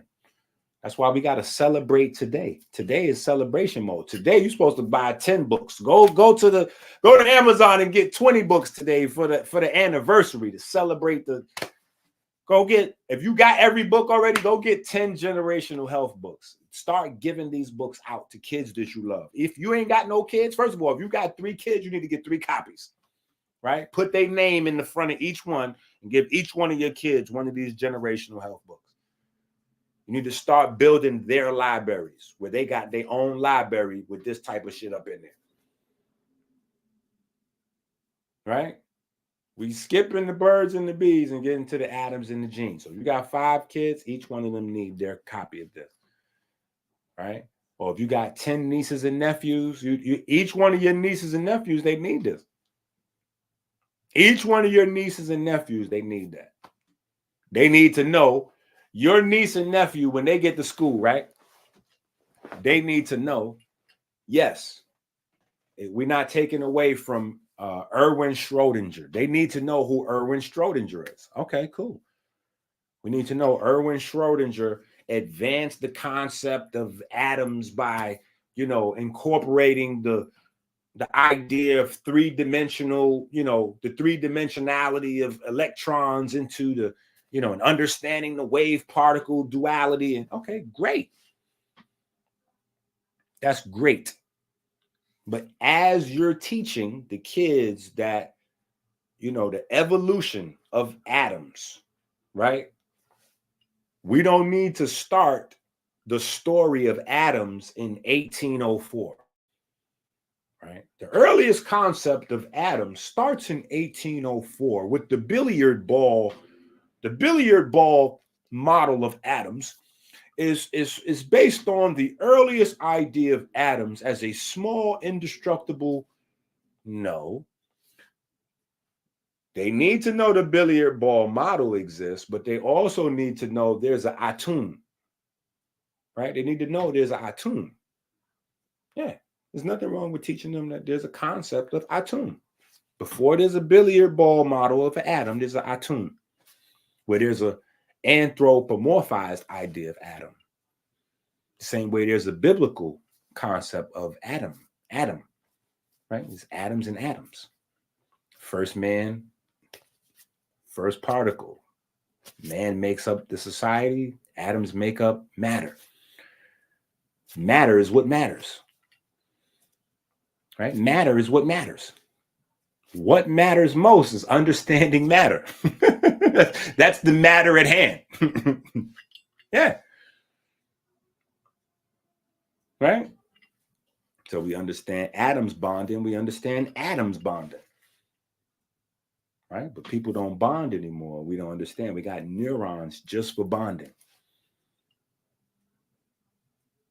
So we can't have mental health if everybody only interacts through an interface of a device. Babies die if they don't get skin-to-skin contact. Imagine if we tried to have babies on FaceTime. Instead of doing skin-to-skin contact with your baby, what if you did FaceTime?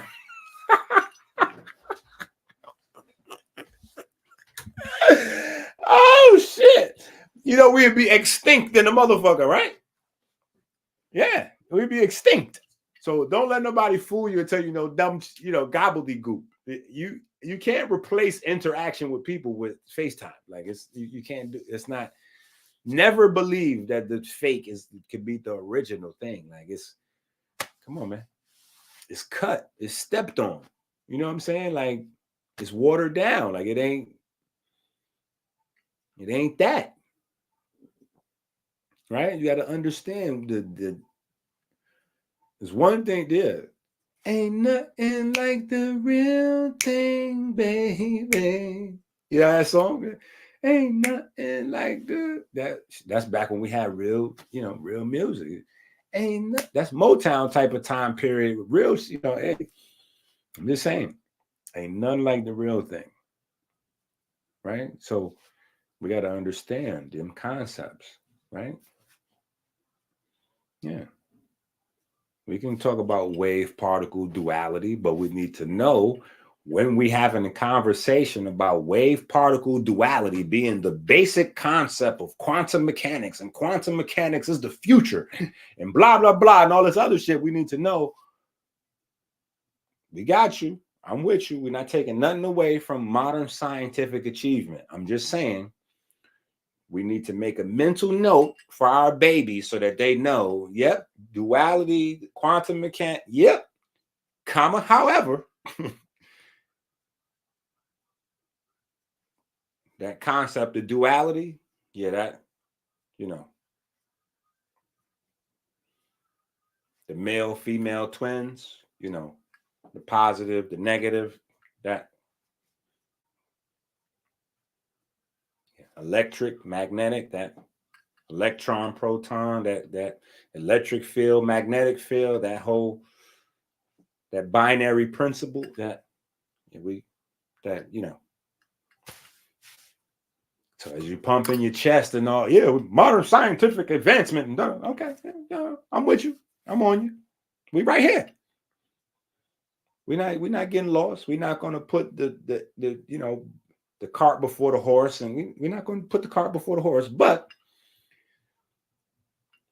the horse is carrying the cart, right? And the horse would lose value if not for the contents of the cart. So we're not going to put the cart before the horse, but we're not going to act like the value of the horse going from point A to point B is what's in that cart. That's the whole point of having intellectual property. That's the reason why intellectual property is so important. To be able to trace back the innovation to its source. So that whenever we get lost, hint, hint, wink, wink, we can use that as our compass to get us back to the light. Right? Yeah. So this is the type of way we got to teach our babies. We got to teach our kids, you know what I'm saying? So now you got something different to get these kids. Real game, right? The most valuable thing we do is put our kids up on game. What is the game that we're putting them up on? Bullshit. Yo, we got to put them up on game. What? Yeah, I put my daughter up on game so she know when a nigga try to run that game, that's what you doing? That's what you spending your time teaching your daughters? How to avoid niggas trying to have sex? Bruh, nah. What are you building with your son on? When you talking to your son, what y'all building on? What you and your son building on? You talking to your son about what? Exactly. How to be chemically dependent, how to be an addict.